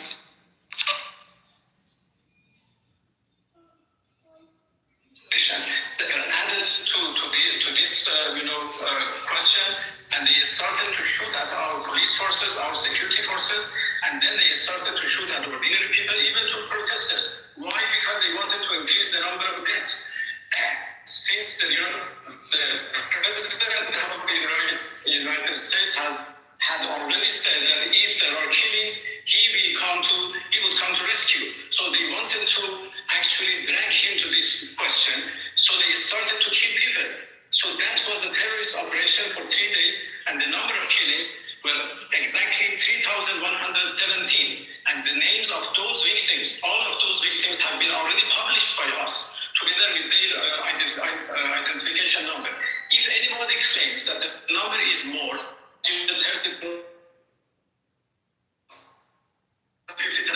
please show what we published.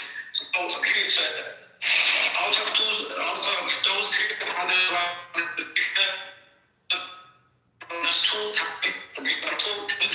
200 as well. 200 of our police forces have been killed by terrorist elements. Some shoot at police department officer in the United States. What do you do? Do you just give him permission to do what protester? No. So please distinguish between 25 stories. We have seen evidence of newborns killed, of children's killed, of there's a certain magnitude of claim. Yes. Are those who are celebrating in the streets right now subject to the same kind of discipline? But daily cars who were passed through the streets, and so many people were killed, blindly by these terrorist elements because they were ordered by Israel at that time. They were instructed to kill people and give a big number of killings to the President of the United States. We have their voices, the instructions which coming from outside to these terrorist elements who are ordering them, police officers, if not police, they kill the boy and girl in front of you because of their killings. Is a negotiated settlement with the United States still possible? Well, you answer this question. We negotiated with the United States twice in the past 12 months, and in both cases, they attacked us in the middle of negotiation. And that has become a very bitter experience for us. In last June, we were negotiating. We had 5 rounds of negotiations, and we had already fixed the 6th round for 15 June when the Israeli attacked us, and then the US joined the attack. And this time, we had 3 rounds. Last day, we had a very good discussion, very good talks in Geneva. The Iranian and the US delegation were happy at the end of 7 hours of negotiations. And I can go into the details of what we agreed and how a deal was at our reach. And when we concluded, the Omani Prime Minister, who was impartial intermediator between us, he concluded by saying in his post that we made significant progress this time. We were able to come to a good understanding on some of our differences. Some other differences were left for the next meeting, and we decided to Vienna on Monday, which means tomorrow, to go to the IAEA, and with the help of the International Atomic Energy Organization, try to find technical solutions for the both believed, the both allegations believed that this is possible. So a deal was at our reach, and we left Geneva happily with the understanding that we can reach a deal next time we meet. And it was very unfortunate that those who are against peace, against diplomacy, against negotiation, when they understood that diplomacy is going on well, they decide in the media, against the Islamic Republic of Iran, against, the desires of us, against, and they made lots of accusations against us. They created false information, and disinformation, and they finally get to their, to what they wanted. They tricked President Trump, they convinced President Trump to attack us unprovoked and unwarranted. Mr. Minister, thank you for your time this morning. We'll be right back. Enjoy delicious from. Okay, that was the. Give me 1 second to fast forward, and I'll see what's going on with the rest of the cast. I like the Omani guy much better, to tell you the truth. I trust him more. The Omanis are great people.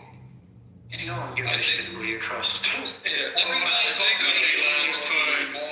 Okay, going from Norm. You'll kill. Beg your pardon? Okay.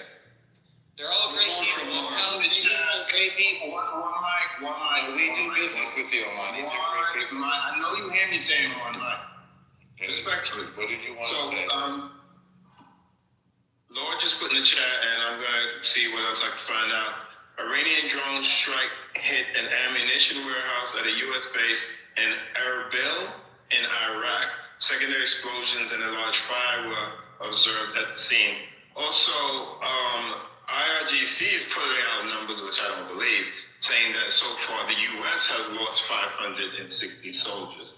I don't think there's any truth to that. So let's keep the current events going, guys. In this situation, anybody find out anything, I'm going to check this out. Again, shout out to Lord. When we're thinking about the situation, I think when we look to the future, if the Trump administration is right and these guys collapse and all that occurs, it will be a win for them. That said, which, I hope that occurs. That said, on the Iranian side, the strategic logic is really you just have to survive. Like if you're the Iranian regime and you can stay in power and you can keep these attacks going and you can kind of keep oil prices going through the roof and you can do this until the summer, domestic support for the Trump administration will be like in the 20s. And that's the problem that they face is that the Iranian regime this by simple survival and eventually domestic support will collapse and they'll be essentially left alone.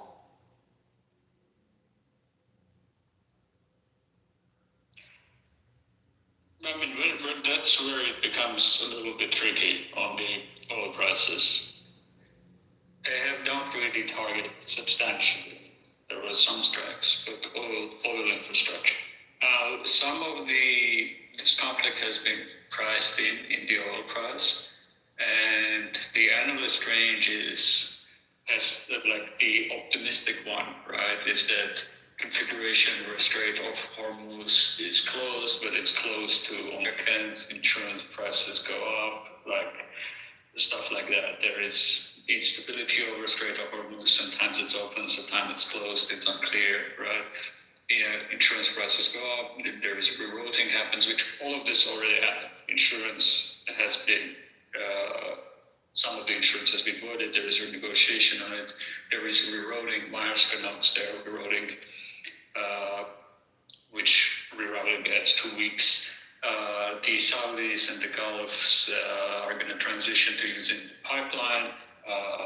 I need to do the math on it. How much can they substitute barrels per day using the pipelines rather than Strait of Hormuz? It's not fully substitutable, right? And so the range on oil prices tomorrow, depending on who you read, can be from 80 to 120. And also depends on what happens since then, right? If there is a strike on oil infrastructure, what you just said, Brian, might happen much sooner, like within days, rather than prolonged to summer. Yeah, I mean, yeah, absolutely. I'm just the elongated part of it is just this is not a conflict the Trump administration can allow to just keep on going. Is what I'm saying. Just politically, you cannot allow this to keep on going. And for kind of strategic victory on the Iranian side, you just need to survive, and you just need to do these sort of attacks and keep your regime alive and not keep a domestic overthrow. What was my point? It is one side is essentially a hope and a prayer that the Iranians will overthrow the government, but the other side, you just have to live to the next day, and eventually this will collapse, or the political will to carry out this conflict will collapse on the American side. So, like, what's interesting about what you said there, though, is how it impacts China. Well, I think they get 90% of Iran's oil sent to China, something like that. You can fact check that number, but you just provided the calculus and how it would impact, probably impacts Xi Jinping as well. Well, it's a good point, dude. We're starving our enemy, China. It's an excellent point. This is a big demonstration for China that we are willing to use our overwhelming force, and we will starve them and prevent them from moving on the neighborhood of Singapore, Japan, Australia, Vietnam. All out, of course, the main event, Taiwan, which they have plans to do, according to them, before 2027. That's what this is about. And I'm glad that Trump has finally figured that out and willing to do it. 100% true. How much of total oil supply does China get from Iran? What was the last figure you just saw? What was that, dude? That was the other way around. I'm asking how much. What was the figure you used? Well, hang on. Dude, just tell you. If you're not listening, just ask him. He just told you. Well, I said 90% of Iran's supply. He's asking how much of the total supply in China is provided by. Thank you, dude. And it's also does somebody want to answer that? No. Years, I got a lot of respect. Let Norm answer, please. Norm, answer. Why are you asking me to answer? Because he's looking to me. No, because the source of knowledge. Because you made the claim. Suddenly you want me to be your authority. You made the claim. Yes. This is about starving out China. So that's correct. That's correct. You just say things with no understanding of. Wait a second. If it's starving China, you know who else is starving? All American allies in Asia. You asked me a question, let me answer. I said that this was a demonstration to China that we are willing to use our overwhelming force. Do you disagree? Okay, let's move on. Let's just quickly. I guess you agree. You need to learn what. Excellent. I'm glad you guys are learning from me. Oh my God, you didn't know the answer. Just stop yapping. You don't know. Just learning from me. You don't It's like 10%. Just be quiet. Yeah, I found the answers. You're pretty close. It's 13 to 15%. It's very small. It doesn't do anything. And if anything, it hurts the other Asian countries that depend more on Iran that the U.S. is still allied with. Go ahead. Well, I mean, 80% of the oil from Iran goes to China. That doesn't matter from China's perspective. Go ahead, Trent. What matters is our willingness. He said China.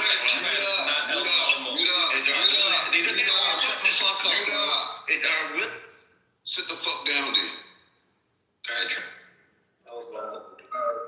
It is now confirmed that per the New York Times, the ITRC, the Islamic Republican Guard headquarters, has been destroyed, as well as more breaking reports that the intelligence apparatus of the Iranian regime has been decimated as well.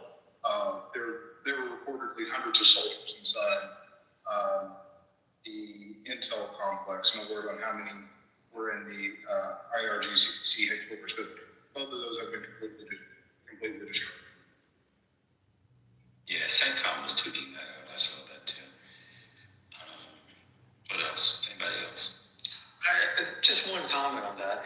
It somewhat doesn't matter that it hurts China too, because it's going to hurt like a global economic disruption if you can disrupt the state of Hormuz and kill a bunch of energy infrastructure through the Middle East. Yeah, it's going to hurt China. It's going to hurt the U.S. It's going to hurt the globe economically. But for this current conflict, which was my point, is that economic harm is going to be fucking really unpopular in the United States, as is another elongated war with in the Middle East. And if you combine that and you're going into an election year,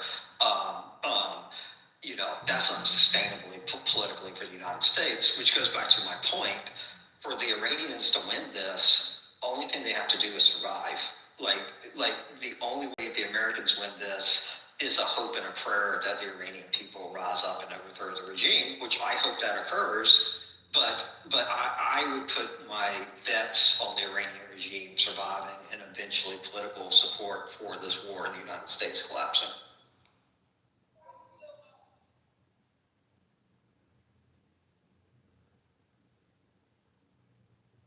So Lindsey Graham says that it's not a regime change.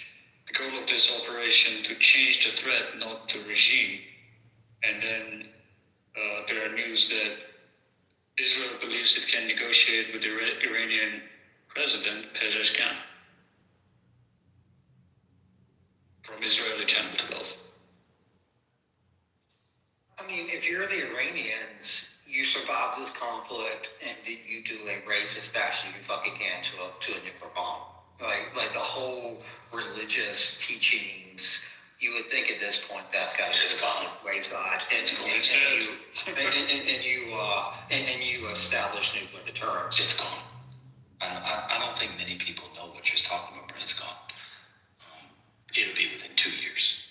If they're able to get back online, it'll be 2 years. Might even be quicker. Well, I mean, and that's what people don't understand about Iranian enrichment. Like, if you're 60, like the technically hard part of Iranian enrichment is going from just uranium ore to, your 2% enrichment. Once you get it to 60%, it's not technically that hard to get it to 90%.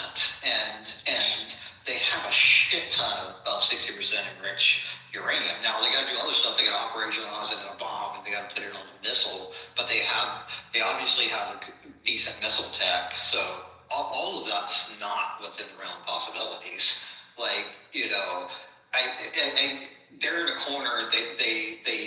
If the regime doesn't die, which I hope the regime dies. Don't mistake the statement. But if they don't die, the logic for what they need to do next, I couldn't imagine it being more crystal clear, and that's likely what they're going to do.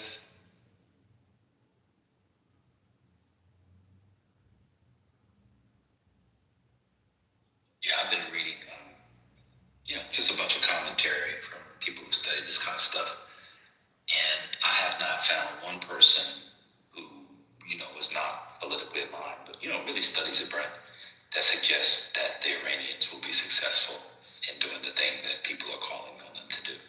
Lindsey Graham, when did he say that, neoliberal? I need to dig up specifically his stuff.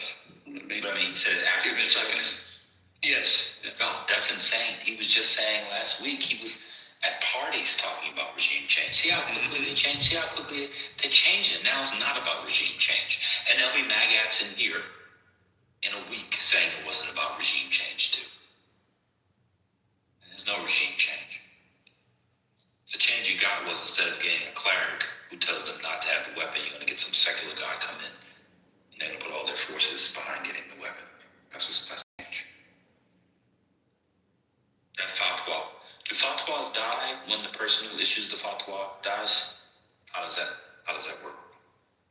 For those of you who know about fatwas. Yeah, presumably fatwas will die if the target individual dies. No, I meant the issuer of the fatwa. Oh, I'm sorry? The one who issued it. So he had a fatwa against building the bomb, the weapons.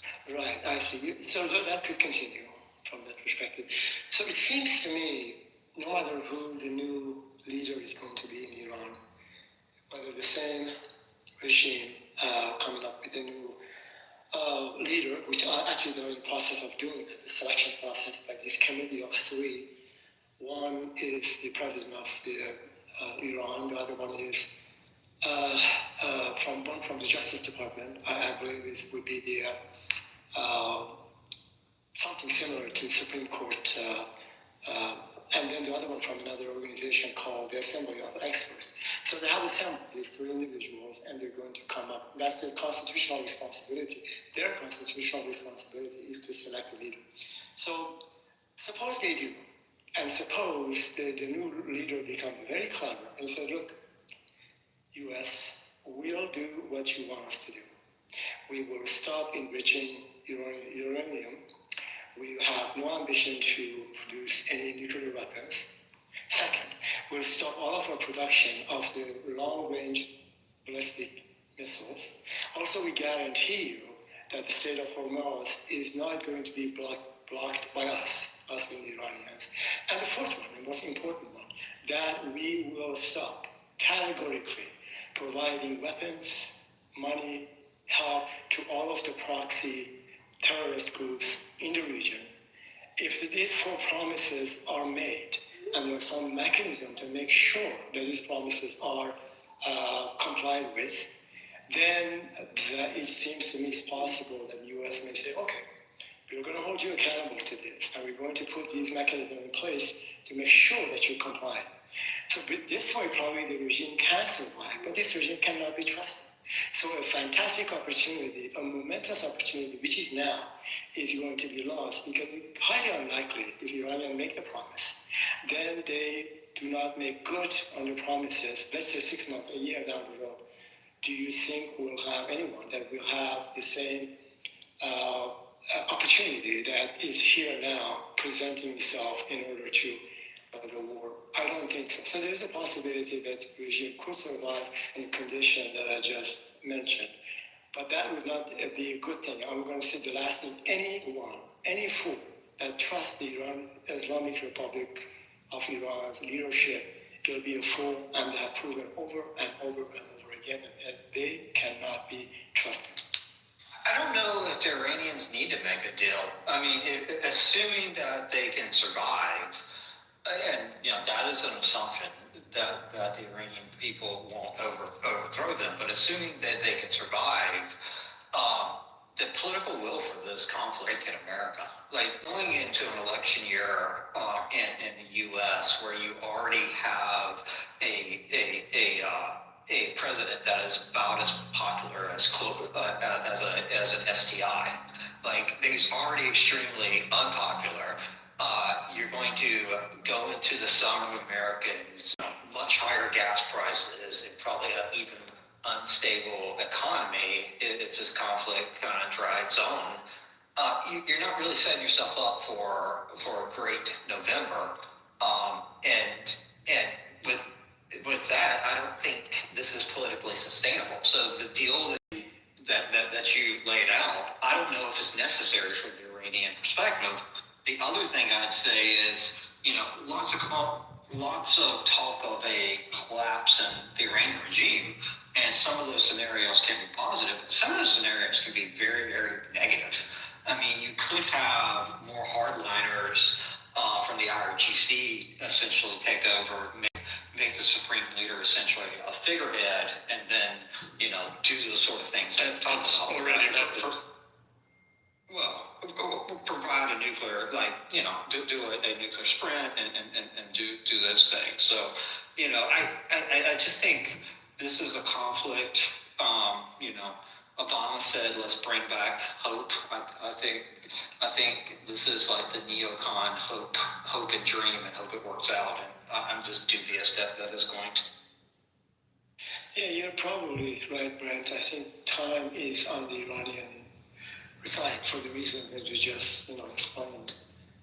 So I'm not sure, but the scenario you're presenting, it is possible in terms of the effect on the midterm elections in a negative way, particularly when the president, one of the agenda that he was running on is basically no nation building. The focus is going to be on the domestic, predominantly, on the domestic concerns of the country and immigration, taxation, and the rest of it. So the focus being pretty much is the other way around. Yeah, I do agree with you. Who knows what's going to happen? Yeah, exactly. A lot of us right now are just speculating, which is fine. The news is a little was sparse, but I think hope is good. Lindsey Graham said it also on Meet the Press. Isn't that what was in Pandora's box? Any other liberal, can you look at the link that I posted, just see if you played it already? It's super quick. It's from Lindsey Graham this morning. It's a different.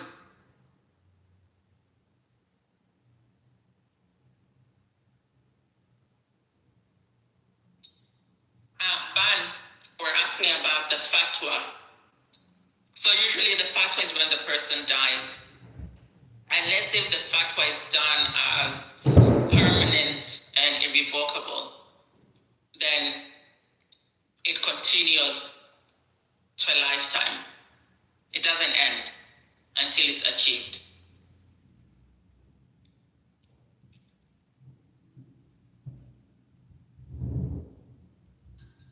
Okay, interesting.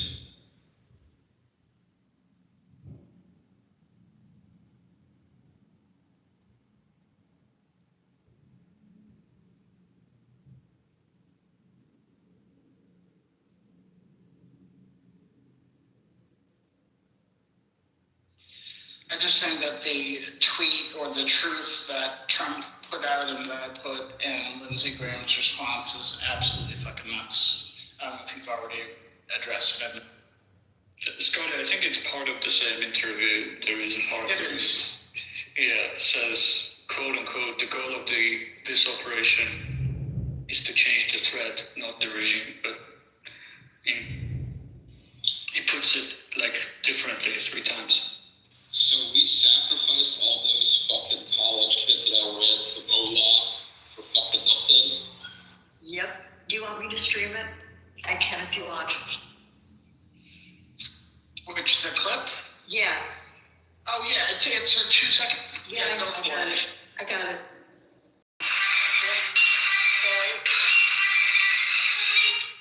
Hang on. Hold on. Sorry. That's the other thing Scotty was listening to. We know that. We know it. So 3 U.S. soldiers died for fucking nothing? Wait, she's playing the clip. The clip that I put in there, Alan, I hope.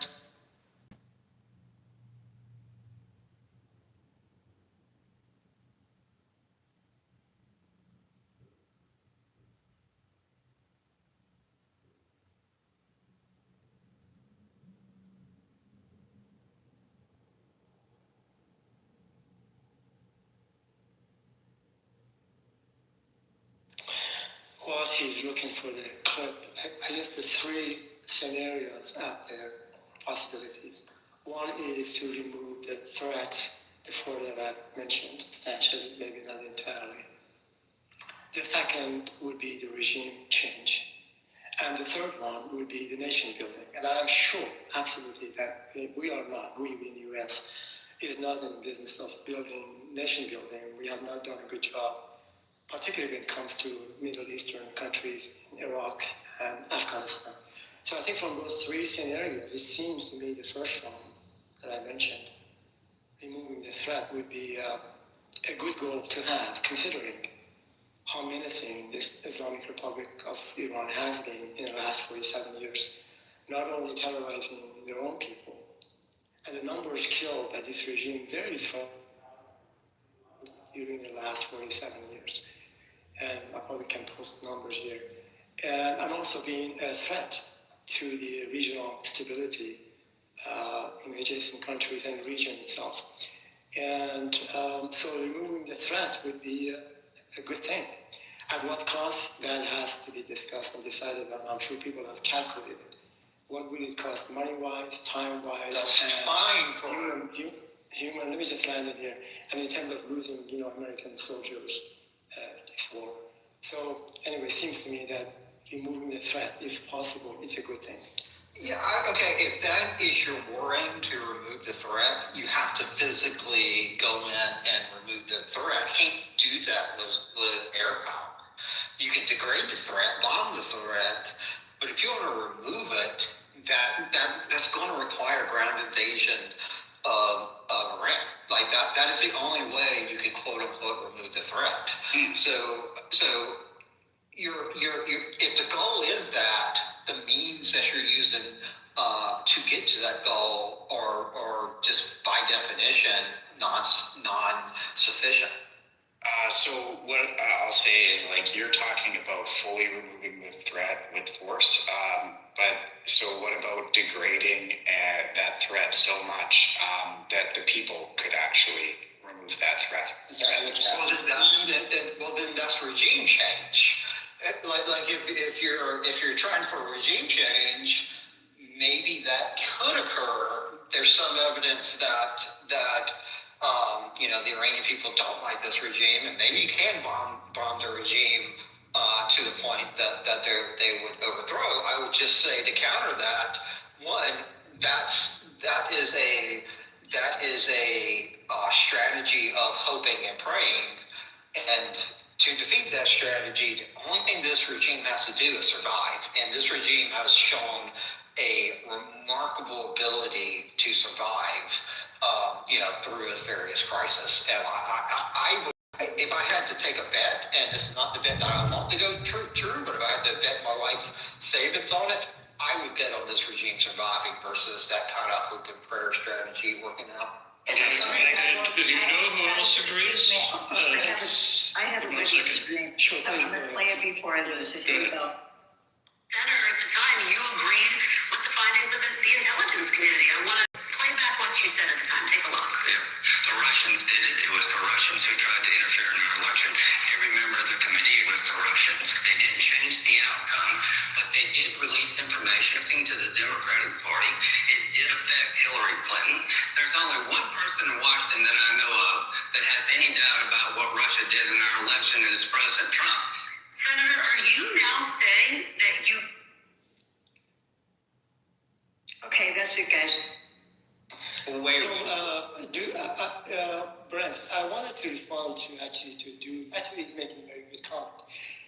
Any effort that is going to postpone by a year, 2 years, or 5 years the nuclear production of the enriching uranium in Iran, and also delaying the production of the, making the production of long-range ballistic missiles, and also putting some checks and balances in terms of Iran's participation in the fueling the regional conflict. I think even if you can postpone that for 2 or 3 years, that's a good thing. It may not necessarily require a regime change. By destroying the infrastructure in Iran, the military ones, particularly the one producing the weapons, and enriching uranium, the uranium would not be necessarily a bad thing to be done. So I don't think postponing it would be probably a better option. And I think this attack, it seems to me, that might be able to accomplish that. Yeah, and if it doesn't accomplish that, just wait, Brent. If it doesn't accomplish that, then what it will do is change the state of affairs of the region. And that could still be a benefit of the people suffering from this regime, and also American benefit as well. The neighbors in the region that are, impacted by Iran, it's not only Israel. And I know that people in this room like to hate Israel, but they're not the only neighbor concerned with Iran today. One second, Brent. Alternatively, it can, and I agree with Brent, right? But this is all, of course, very positive. Alternatively, it can embolden, as American CIA thinks that released the report a day before this campaign started, or on the same day, thinks that the RGC hardliners will be in power. The center of gravity will shift more to the more radical factions in the Iranian government, right, and IRGC. And given the asymmetry and costs of production of those weapons and access to oil, they can rebuild, right? So kind of a few comments on kind of delay.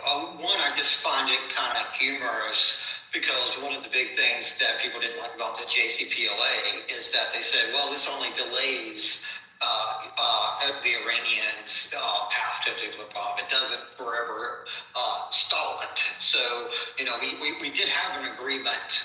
It did have sunset clauses that could be that could have been renegotiated, but we did have an agreement that was very cheap to implement and that held the Iranians to 2.6 or 3.67% enriched uranium as a cap. Were you here when the foreign minister of Oman was speaking that there was a new agreement on the table that was better than Obama's agreement on nuclear?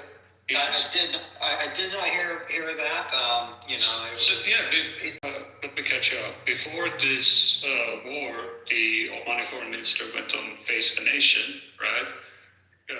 Because I think he thought that the United States was going to go to war, and said that a deal on the table, right, on nuclear issues is much better than Obama had at the time. It permanently solves the nuclear weapons issue, and said that other than that, they are also open to discussing, not at this round, not at this stage, but once we have success with this, they're also open to discussing ballistic missiles.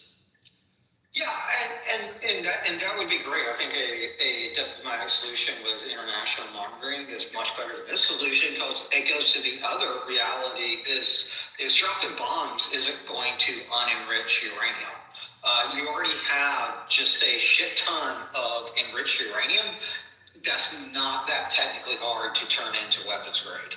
And you gotta kind of deal with that, is that, how much is use of force going to delay? If the Iranians want to do a nuclear sprint, how much is use of force really going to delay them when they already have as much near bomb capable material as they already have?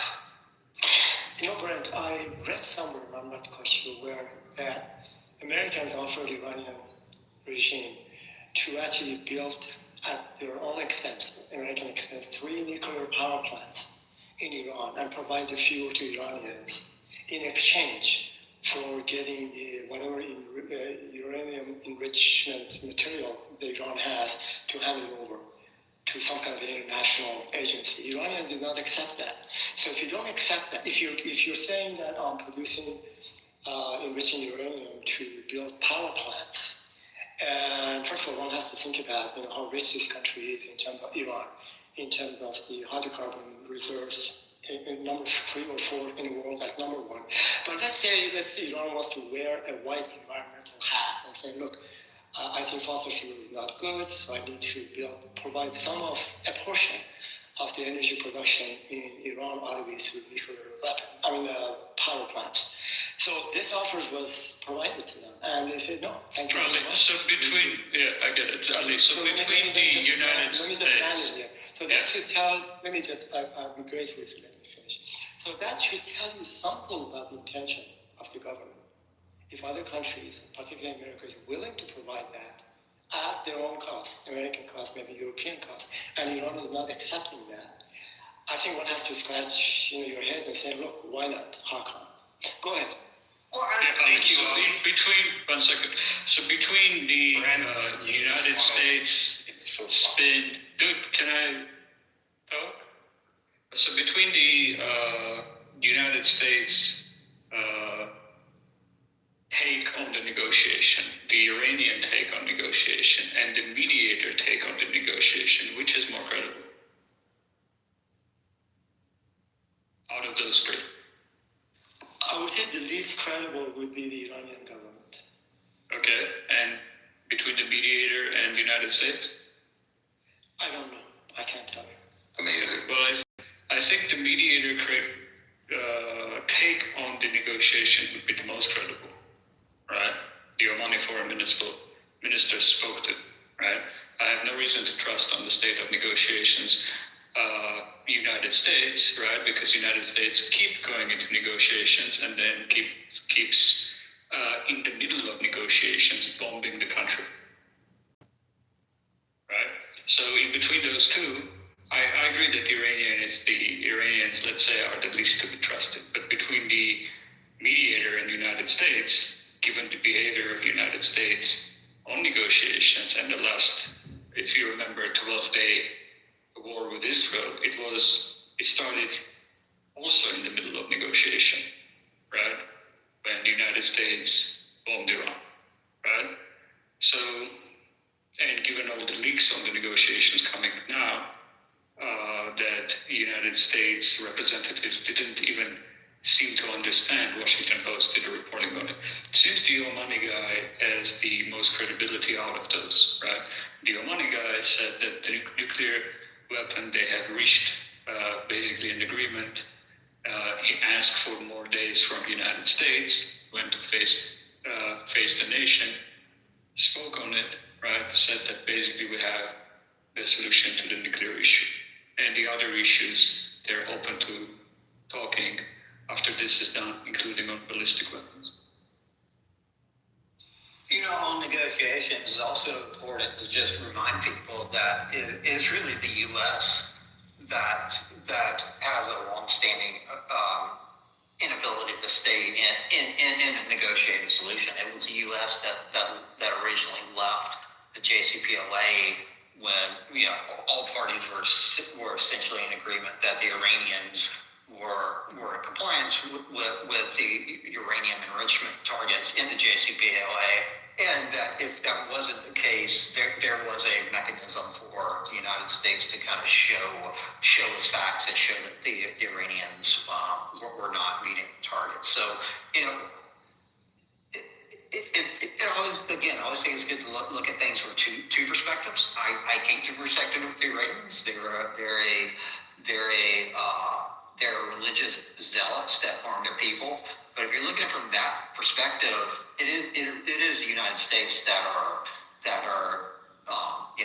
not trustworthy negotiating.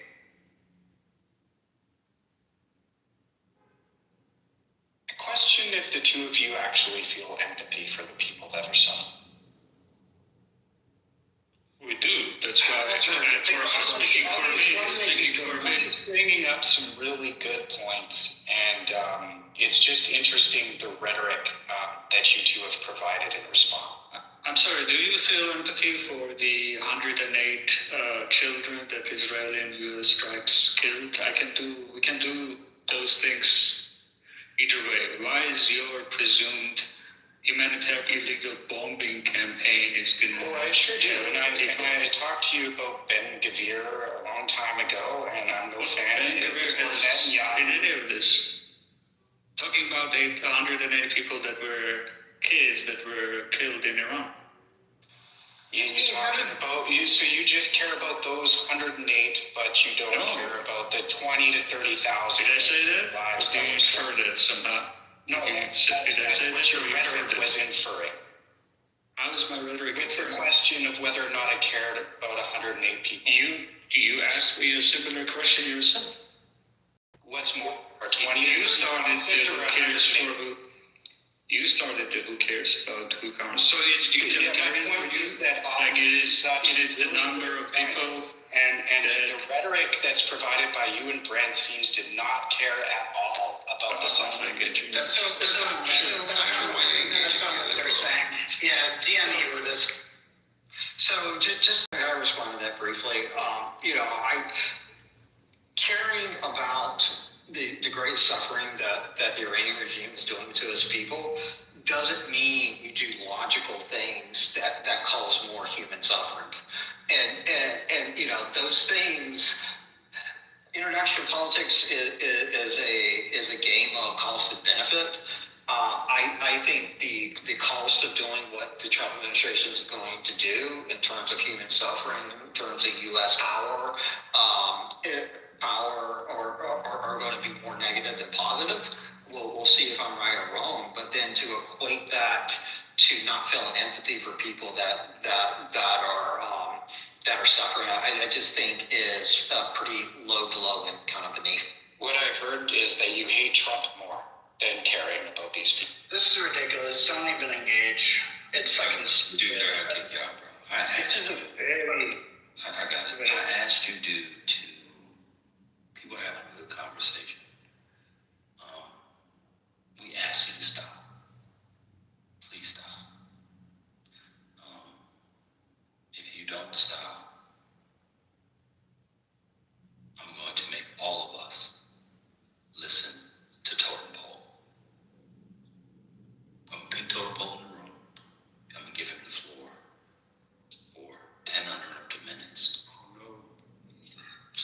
you all, I know I will be violating the rules of the Geneva Convention on torture.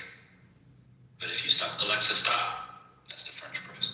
If you don't stop, I'm going to put you in totem pole. And he's going to get 10 minutes uninterrupted.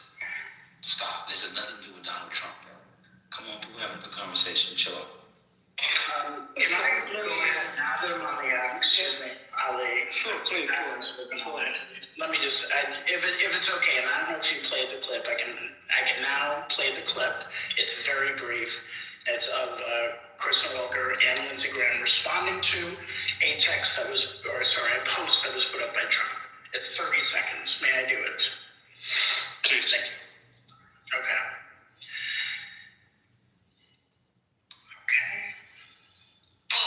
Hopefully, the IRGC and police will peacefully merge with the Iranian patriots and work together as a unit to bring back the country to the it deserves. Is hope the plan for the future of Iran? No, the future of Iran is going to be determined by the Iranian people.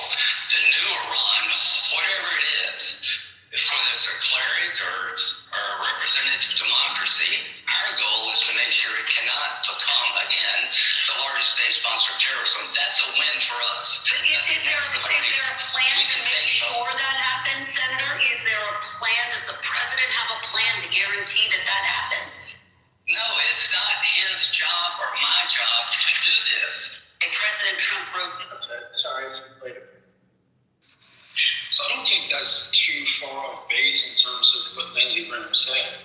Are we arguing that it's Donald Trump's job to make a determination as to how the Iranian people pass this time of war and into, economic prosperity for them and their kids? Is that Donald Trump's job to do that? I would argue, as somebody who committed a country to war, it is his responsibility to lay out clear, achievable war aims and articulate them to the American people who are given their children and their treasure. So maybe that's not the war aims. Maybe it is regime change. But for fuck's sake, he should tell us and articulate.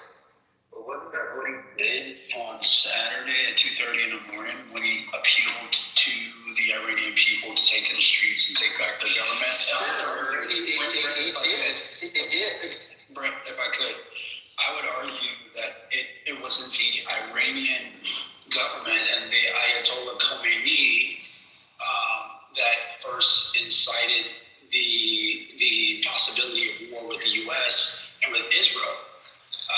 I think that their enablement and their financing of proxies, Hezbollah, Hamas, Houthis, are the early indications of the interest for war. So I wouldn't think that we would put the onus on the President of the United States to have to provide a definitive outcome for how the people of Iran. He simply needs to suggest, hey, we're putting the ball in your court, and we want you to engage this with the same level of seriousness that it's going to take to remove your current regime, which is a very unpopular regime in the first place. I mean, when Trump came to the microphone, you're right, he did provide justification, and that justification was regime change. Lindsey Graham came to the microphone and he just said that this is not about regime change, this is about imminent threat. Obviously Lindsey Graham's not part of the exec, but there seems to be rather confusing messaging about what is the United States actually trying to achieve here, and that messaging, when you're putting blood and treasure on the line, that messaging should be clear. Like, you should go into a war with clear war aims, and that's not too much for the American people to ask. Well, Brent, can I just say this, TC, real quick? The reason I even played the clip was less about Lindsey Graham. We know what it truly is, and we know what he said. It's more about Trump just freestyling. Maybe the IGRCS will merge with the patriots of Iran and work together. That is so fucking ignorant, ridiculous, and yet we're glossing over it because of what Lindsey Graham said. I mean, both things are terrible.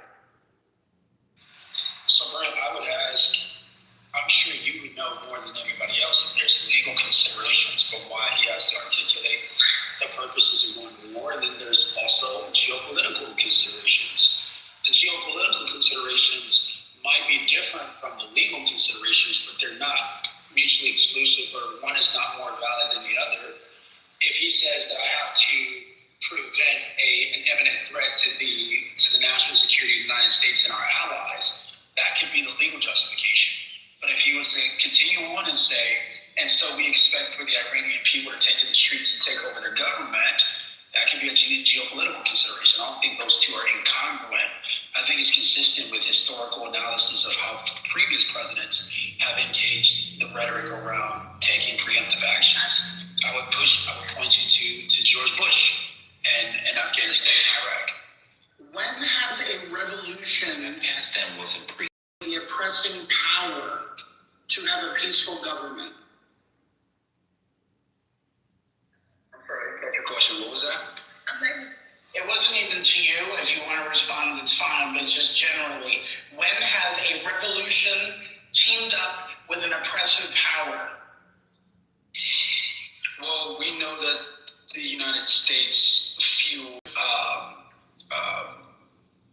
guns and munitions to what would have been present day the Taliban in Afghanistan when they were warring against the Russians. That might be a horrible example, but it wouldn't be the first time that America supported a less than ideal ally. Within the enemy of your enemy is your friend. Within its own country, when has a revolution sided with the oppressing force within the country? Let me rephrase that question. It wasn't a Taliban initially either. It was Mujahideen.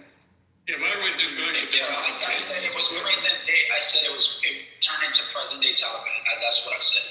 Okay, TC, so the question is, in your opinion, is the probability high, low, in between of IRGC in Iran joining the protesters to overthrow the regime? So I agree with you, liberal. I don't think what Donald Trump intimated as if IRGC was going to lay down the weapons and join the protesters in the street was a viable option. I think he knows that. I think the skilled people in the State Department know that. I think effectively what you're doing is you're giving justification for geopolitical ends.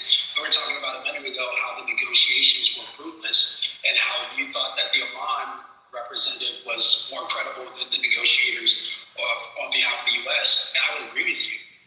But what I disagree is I think you have a fundamental misunderstanding of the reason why we were engaging in negotiations in the first place. They weren't to reach a diplomatic end in the first place. They were to buy time. Oh, I agree with you. Intelligence, I agree with you. Right. So again, this is subterfuge, and I talked about this a little bit yesterday. I perfectly expect Congressman to engage. Yeah, I agree.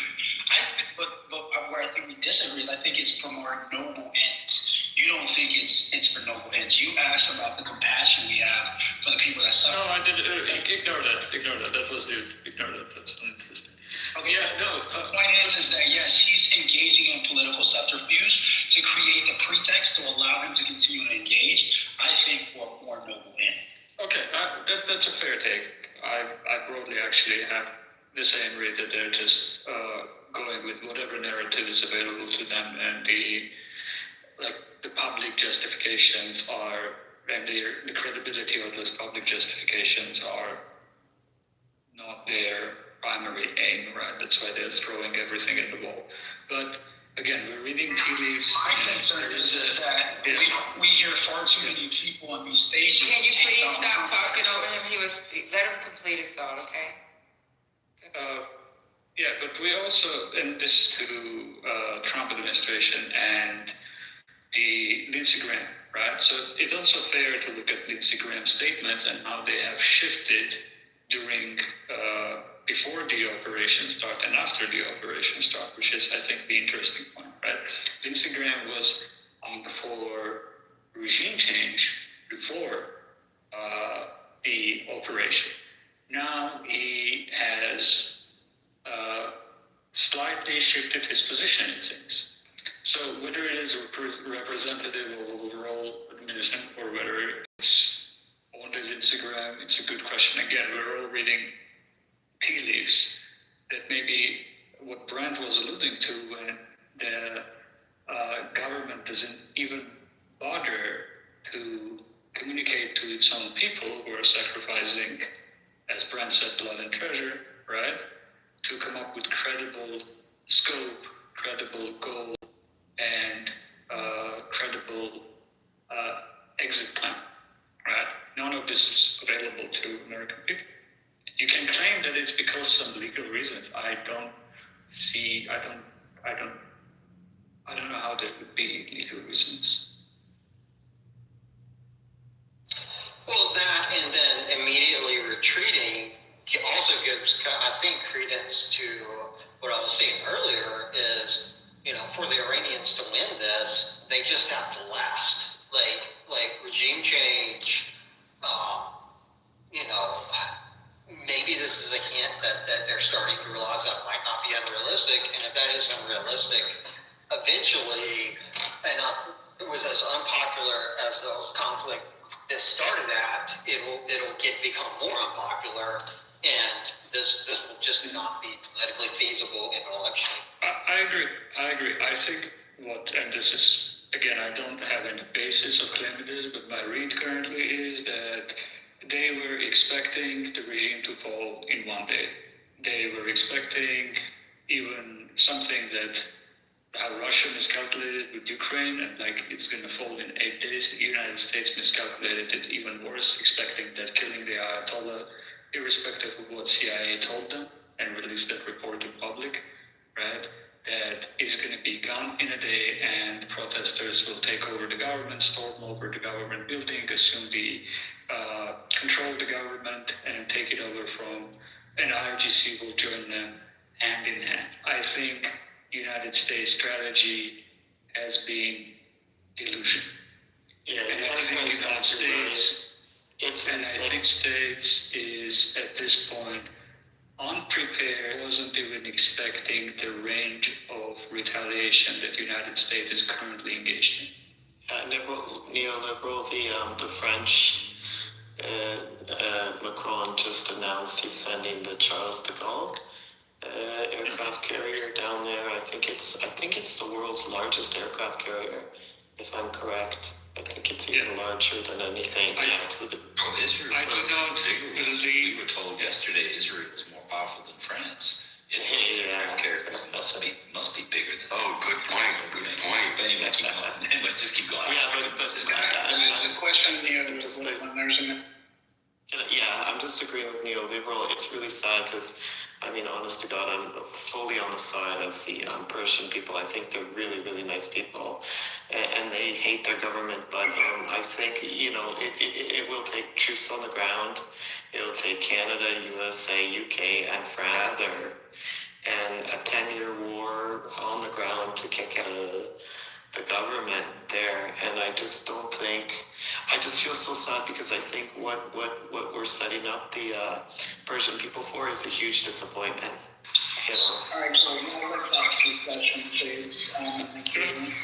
Neoliberal, if I can ask a question to you or anybody that actually does study this kind of stuff and has elevated knowledge of it, did you find it peculiar or surprising that Iran has lashed out at all of those other targets instead of, say, focusing on maybe American aircraft carrier or even American bases, but also Israel instead? Because they're lashing out at, we see, like hotels, Bahrain, France, all of that. So I'm wondering if you find that peculiar as a political and military strategy. No, it's calculated. In fact, if you count the missile strikes on all of those things, Israel is not receiving the worst of it. They are receiving regular barrages, which keeps the sirens up and makes people run into the streets. And yes, you do have some dramatic hits and split images, right? But Israel is not the main target. Go ahead. It's right on what you're saying. Missiles just hit Jerusalem. Al Jazeera correspondent there is reporting that an Iranian rocket has made a direct hit on the city of Jerusalem. This was 3 minutes ago. Oh, wow. That's crazy. Let me finish what I was saying. There's all these live feeds I saw at Tel Aviv just got hit. Let me know what talk, please. Yeah.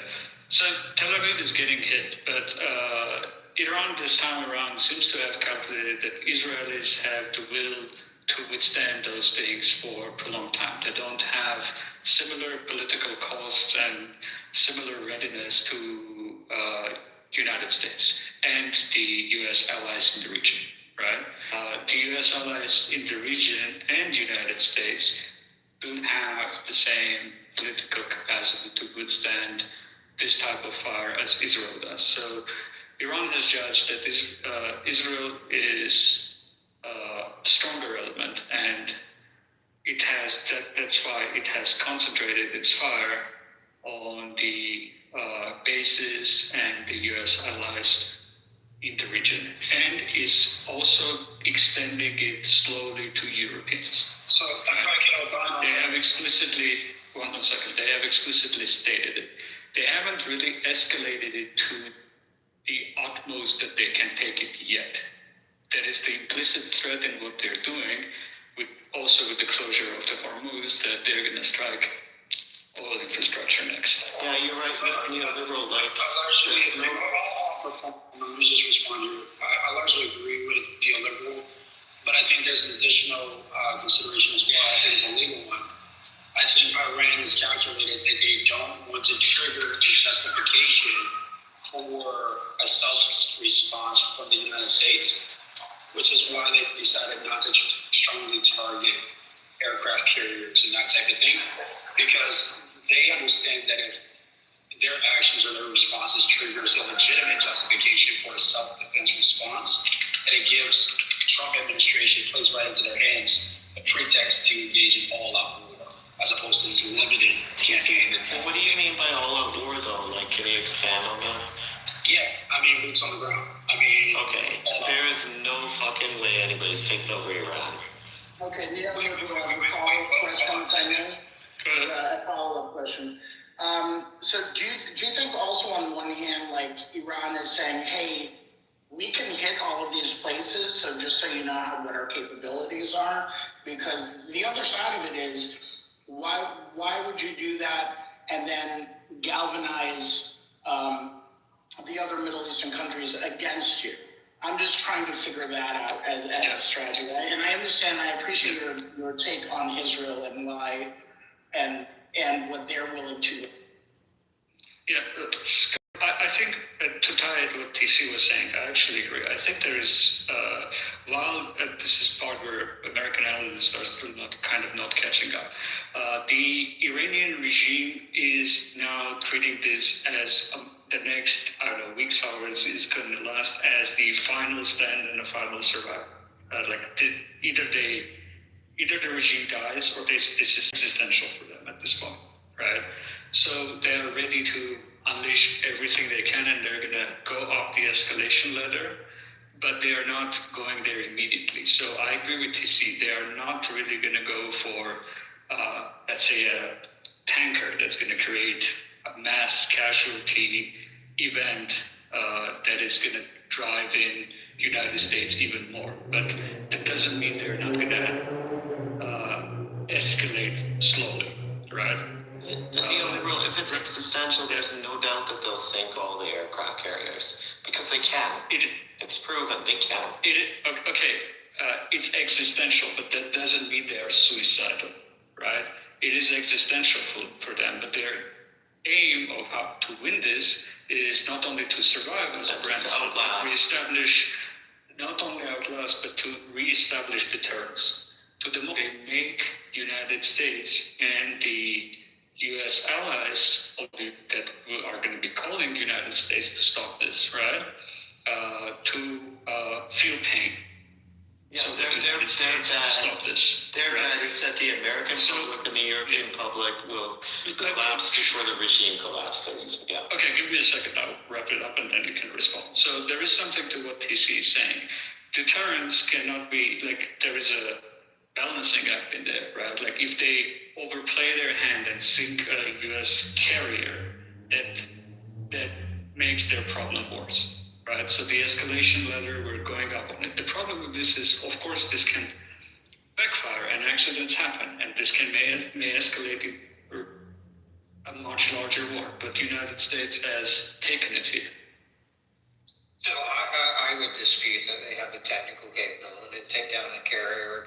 Those carriers, I mean, are protected by, you know, the SM systems are pretty capable ballistic missile systems, and also is you know, a lot technically easier to kind of hit a area target with a ballistic missile, say launch one towards Jerusalem or launch one towards a U.S. base versus a kind of relatively small maritime target like a carrier. So I don't put much faith in the ability of the Iranians to sink a carrier. I mean, there's no doubt that the Iranians can create a fucking massive mess. All you have to do is even just threaten the Gulf states with a bit of chaos, and then they lose trillions of dollars of investment, right? Like last time I was in Dubai, it's all about outside investment. Dubai is like, I think 80% of the money comes from the outside world. It's people investing, tax havens, vacationing. There's like a million Russians just on the one beach where I was staying, right? They're all outside investing, and all Iran has to do is make it an unattractive place. Everybody pulls out their money. Yeah. Scotty, if you're on the stage, I can see. See here. Oh yeah, I'm here. Yeah, this was from Al Jazeera. So they just basically said that Trump. I put it in the chat. So sorry, Trump. Sorry about that. Trump opened to talks with new Iranian leader. White House official confirmed has told Al Jazeera that Trump is open to talks with new leadership following the killing of the Ayatollah. Nah, it's the pressure he's getting from the Gulf states. They're calling him up saying, hey, make a deal, you know. Yeah, you don't need to two-cents everything. You know what I mean? Let the conversation flow. You don't have to respond. No, I think this is exactly what I said yesterday. I think this is the same play. I get excited when I hear stuff like that because I said this, I called this out yesterday. It's the same play we did in Venezuela. Watch what I tell you. Trump is very predictable. It's pattern recognition. He's going to do the same thing he did in Venezuela, and it's highly effective. That's my bet. How is it effective? I just told you that they hit Jerusalem. Like they hit a hotel in Dubai. Not Dubai. Where was the hotel? Bahrain. I forget. In Dubai. There are American soldiers dead. This is a lot different. No, it is different. I'm not saying that it's not different, but I'm saying the strategy is the same. And I'm saying effectively what you do is you remove the senior leadership, you raise the stakes, and you offer an olive branch to whoever comes in and create a puppet relationship, but an amicable, attractive relationship, if you will, with the jet. Because guess what? At the end of the day, United States and Israel is going to keep the pressure up until they become satisfied. And that's the obligation of this new leader, whoever this is. I don't think it's coming from the IRGC. I honestly believe it's some sort of civilian leadership that could be in place here. You are insane. You are insane. Oh, this is crazy. You just exposed yourself like, God. Some civilian? Is he going to be from the house? You realize the IRGC is like a million or more people, bro. Okay, maybe one bet. How many of you guys want to bet? I've been right, like, legit, like, so many times. No one is going to take you on a bet. You're not serious, bro. We're having a serious conversation. Can we? We'll revisit in a week and let's see how serious the conversation was. We don't care. Go back on the poly market. We don't give a shit. So I think what TC actually suggesting here is not far-fetched. By doing what Trump did in Venezuela, I don't think they being the U.S. had in mind the representative democracy in Venezuela. Their whole idea was about the oil and constraining the China's access to Venezuela oil. And that has been accomplished. So if they can do the same thing with Iran and have some level of control over the production of the oil and the distribution of the oil, I think that would be pretty clever strategy to sustain or to control the energy in form of oil and gas particularly when I say gas, I'm talking about LNG, liquefied natural gas, going to China. That's not necessarily a bad strategy. So in a sense, TC is not off track here. It's going to be regime change. Wait. Well, please don't argue with them. Let them sell themselves of this narrative. This would be a great outcome for all our sakes. Yes, there would be a new government in Tehran, and it's going to be an ally of the United States, and the war is going to be... That's not what I said. That's not what I said. It will be... Don't mischaracterize what I said. That's not what I said. Hold on. Don't mischaracterize what I said. If you don't mind, I'd like to be able to represent what I said. I think the recordings are on now. Okay, well, they're not. Well, that's fine. I'll put the line in the sand here and make it very clear. Okay? Under no circumstances am I expecting this thing to fizzle out to like roses and cherries and rainbows in a week's time. That's not what I'm suggesting. What I'm suggesting is this is the same play that we see in Venezuela. Remember, after Trump took Maduro, Venezuela's President Diego, Vice President, now President this time, went out and called out Rodriguez. Thank you. I'm really bad with names. You'll know that about me. Then I think you're bad. I'm horrible with names. Just forgive me. But you'll remember that Rodriguez came out and completely eviscerated the Trump administration. Okay, condemned their actions and said Venezuela will rise from the ashes to that effect. And then what was she seen doing like a month and a half later? She was seen walking around with oil executives in Venezuela, American oil executives in Venezuela. And they have to play this game. So what I'm saying is, you guys can disagree with me. I mean, this wouldn't be the first time. What oil executive? This wouldn't be the first time that I was right. Let him get through it. I'm arguing that I wouldn't put it past what's the strategy, being that they set up a civilian leader, okay, a civilian leader to represent negotiations for Iran, to appease the United States, and allows the United States to create an amicable relationship. I never said an ally, liberal. Yeah, I know what you do. You're good at it, but I never said an ally. Okay, sure. Amicable relationship that allows for the IRGC to maintain their power. Okay, but it also allows for there to be a negotiation buffer between the IRGC and Iran without confrontation and bloodshed. So they keep their nuclear ambitions, they keep their ballistic weapons. Of course not. It's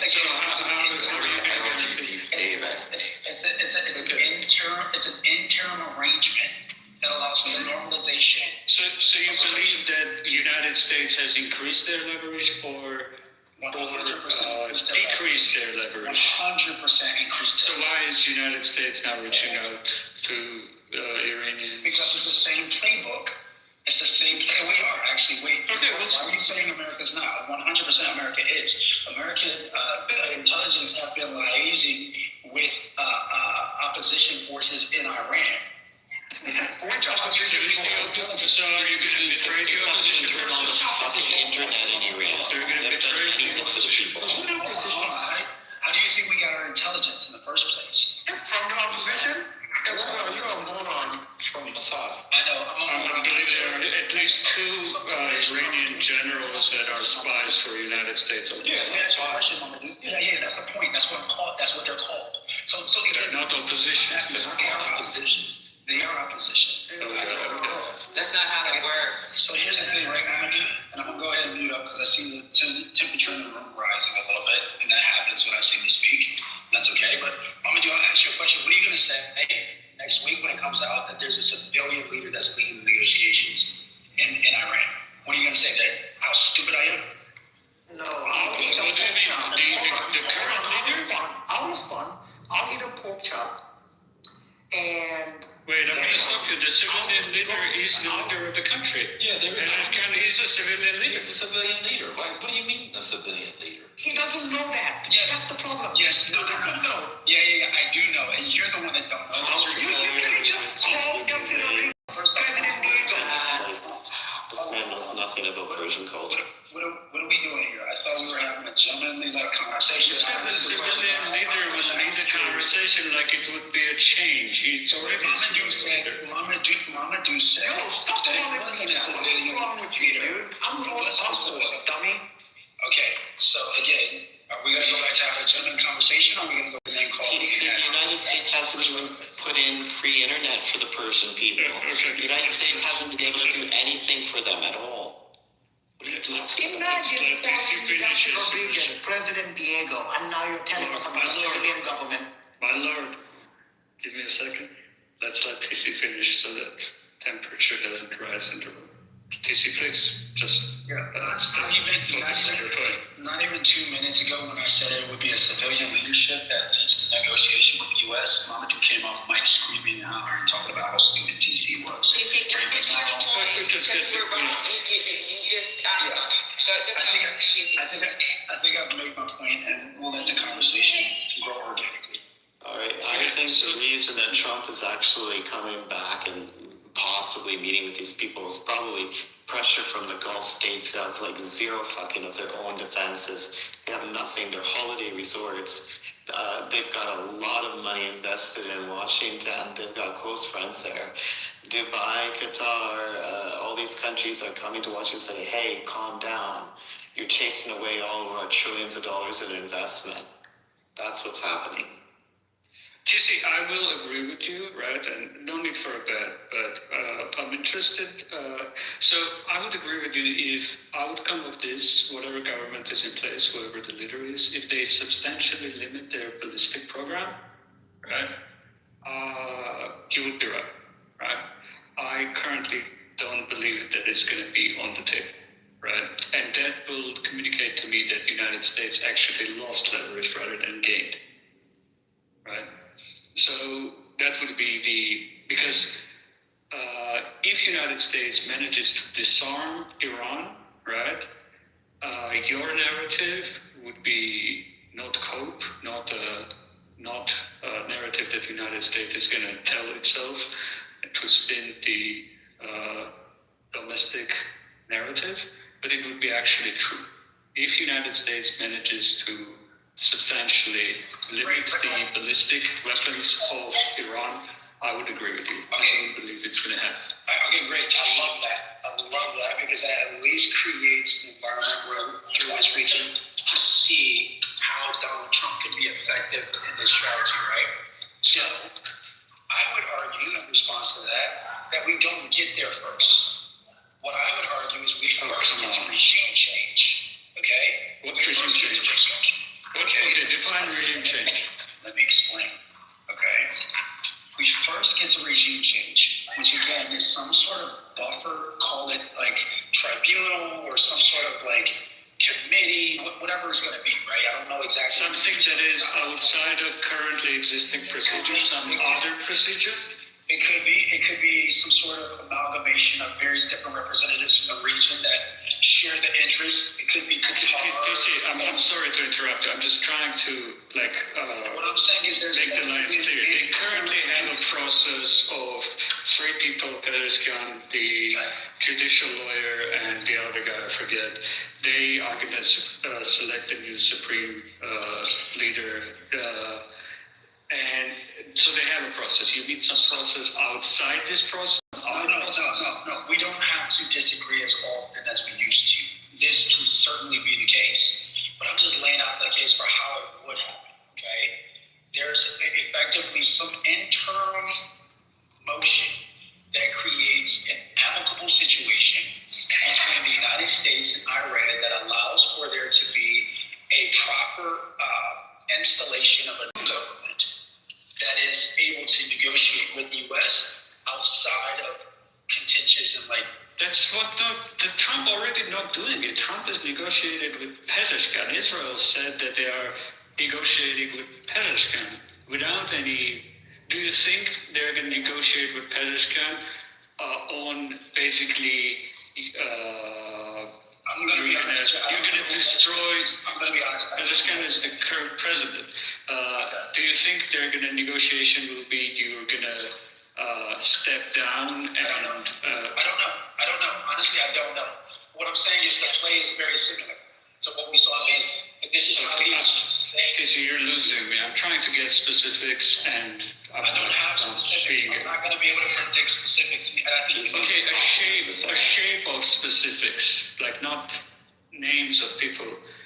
There is currently a succession plan, Article 111 of their constitution, through which those three people select a new supreme leader, right? Trump and Israelis already said they are going to be negotiating with Pezeshkian, who's a civilian, right? He's not IRGC. He's also a reformist. All the government before the war started were reformists, by the way. So that is the same regime, right? So if your constraints on America wins is that there is going to be a new regime, right? Not these people, but they're going to concede that they're going to hold some other process with involvement of Arab states or whoever, and there's going to be transition to other form of government, right? Is that what you're saying?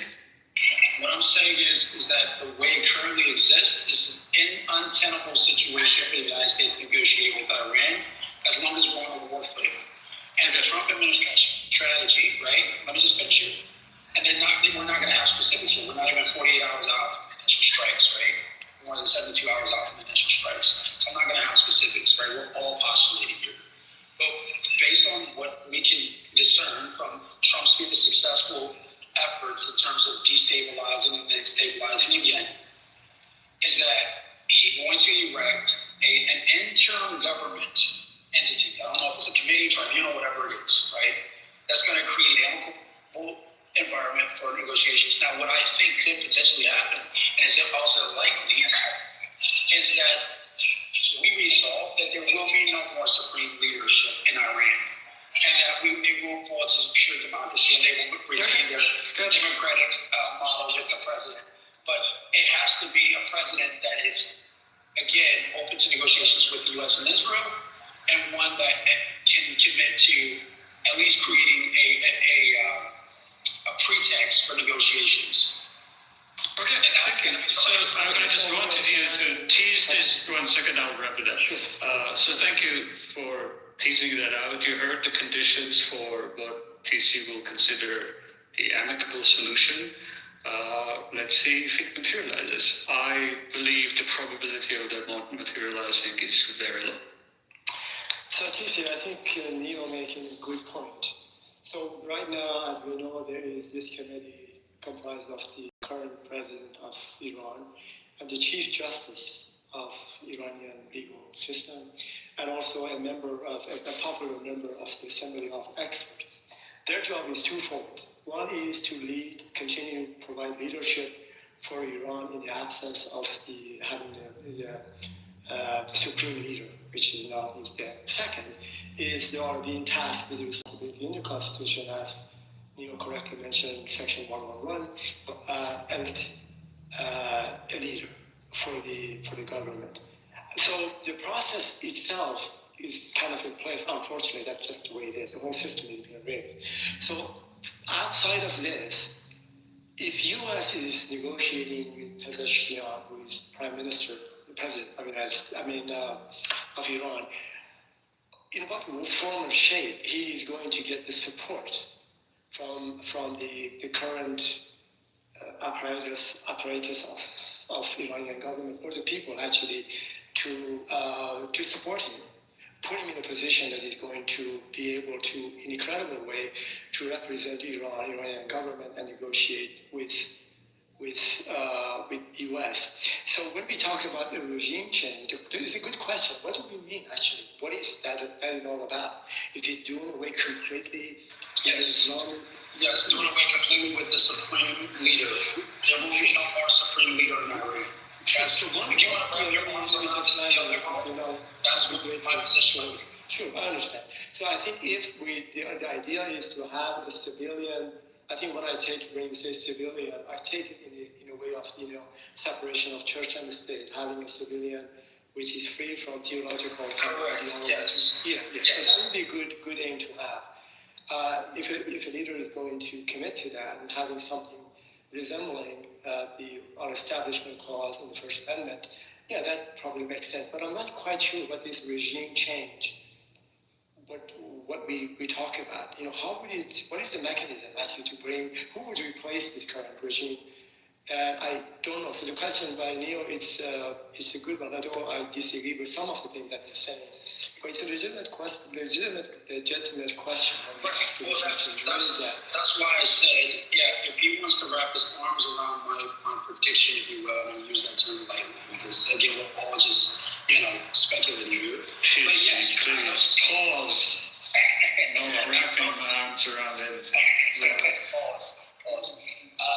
But yeah, I think if you were to try and Hey, TC, just a quick number. Yeah, real quick, let me just 10% of the people in Iran work for the government. I got you. So if you want to lock me down on something, I would say yes. That civilian leadership looks like not a supreme leader. No new election of a new supreme leader. I think I can get behind that. Yeah. Because I think that's consistent with what I've been saying before, which is that that America won't accept another supreme leader, another religious zealot to lead the country down the same war path that it's been on for the last 45 years. But to be fair to you, you started with Delcy Rodriguez, and now you yourself talk yourself into something that is completely different from Delcy Rodriguez. So what I wanted to know, it wasn't Delcy, it was President Diego. What I wanted to do was build on the conversation I was having yesterday with you guys, which I did reference Rodriguez and what happened in Venezuela. And what I said was, and you guys were in the room when I said it, is the reason why you can't. The more you're talking, the dumber you sound. Shut the fuck up. Alright, okay, people don't like when I engage TC. I'm gonna stop. Yeah, please stop engaging them now. Yeah, for the people serious about having a good faith conversation, neoliberals stated something about the fact that Pezeskian, who our brother TC did not know who he was, yet has organs, was a reformist. Now, there is a part where a hardliner swoop in, they have a supreme leader who's a hardliner, and then all of a sudden says, you know what, we're going to stick a middle finger to all reformists, so-called moderates, and then it's just going to be a government full of hardliners. What is the state going to do then? And who are we to sit here and tell the Iranians that we're going to dictate what kind of a system they're going to have moving forward? I would love to see them be, Lord. I'd love to see the fucking, their government's horrible. It would literally take like 5-6 European countries, Canada, the United States, a bunch of people 10 years on the ground to kick the fucking, to change their government. The only other hope would be literally every single Iranian person gets on the street and just goes out with sticks and stones and massacres 10% of the population. Those are the only, it's such a horrific situation, bro. Yeah, and I think you guys get that wrong. You don't need an all-out uprising from the people. All you need is to sufficiently fracture the existing leadership such that listen, okay, just listen to me for a second, bro. Listen to me for a second. TC, listen to me for a second, very carefully. The United States and various other countries has been trying to do this for 45 fucking years. They've been trying to undermine and destroy the government of Iran for 45 years. I hate the government there. They're evil. It's not that easy when you have literally 10% of the population belongs and is employed by the government. Right? So if you have 1 in 10 people acting as spies, people you can't trust, it's a complete revolution of everything. It's not just but it's saying like, oh, if you want to completely change the United States of America from ground up, all you have to do is get rid of Trump, right? Imagine that. That's all you have to do. So what I'm saying, stop speaking, bro. This is not an insult to you or anybody else, right? But I do genuinely believe you're insulting us. That your dislike for Donald Trump, okay, calls your I'm trying. I don't care about Trump. I don't care. I think you do. Dude, are you trolling? Are you trolling right now? And I think that's are you fucking trolling right now? Are you trolling right now? Are you trolling? Are you trolling? Seriously. Neil, can you please kick this dude out of here? This is insane. It's not up to me. You see it on the stage. Do whatever you want to do. So, I think the best strategy moving forward, if you disagree to these rooms, is to just cry Trump derangement syndrome, you know? How many times has Trump been right in the list of guns? So here's another possibility. And this happens quite often. In the military ranks, there is many times there are coup d'etats. There's a possibility that a very ambitious, high-ranking officer. Well, I hope you're right. Coup d'etat. Well, yeah. Let me just finish. So having could be possibly an individual in military who was more of a kind of a liberal leaning and not being necessarily a hardcore Muslim, to have a coup d'etat and take over the government for a period of time, which we call transitional period or very provisional government, and provide some space and room for people to regroup and decide how they want to move forward. The problem with this approach here, which is possible, I would say, I don't know, but it's possible. It's been done before. But the problem is these generals, they come on board and become leaders of the country. They don't leave, they stay. They stay on for decades on. So that is a possibility. So it does not have to be boots on the ground, and it does not have to be 10 years of a war against Iran with people, the Western countries to be, in Iran. So that's the other possibilities too. But we might be surprised actually what may unfold. I don't know what, but hopefully the less blood, the better it's going to be. But Ali, I mean, what concrete steps has the United States taken to literally, like very, very concrete steps have they done to support the people of Iran? Because Iran, the people there don't even have internet now. And we can't even get them internet.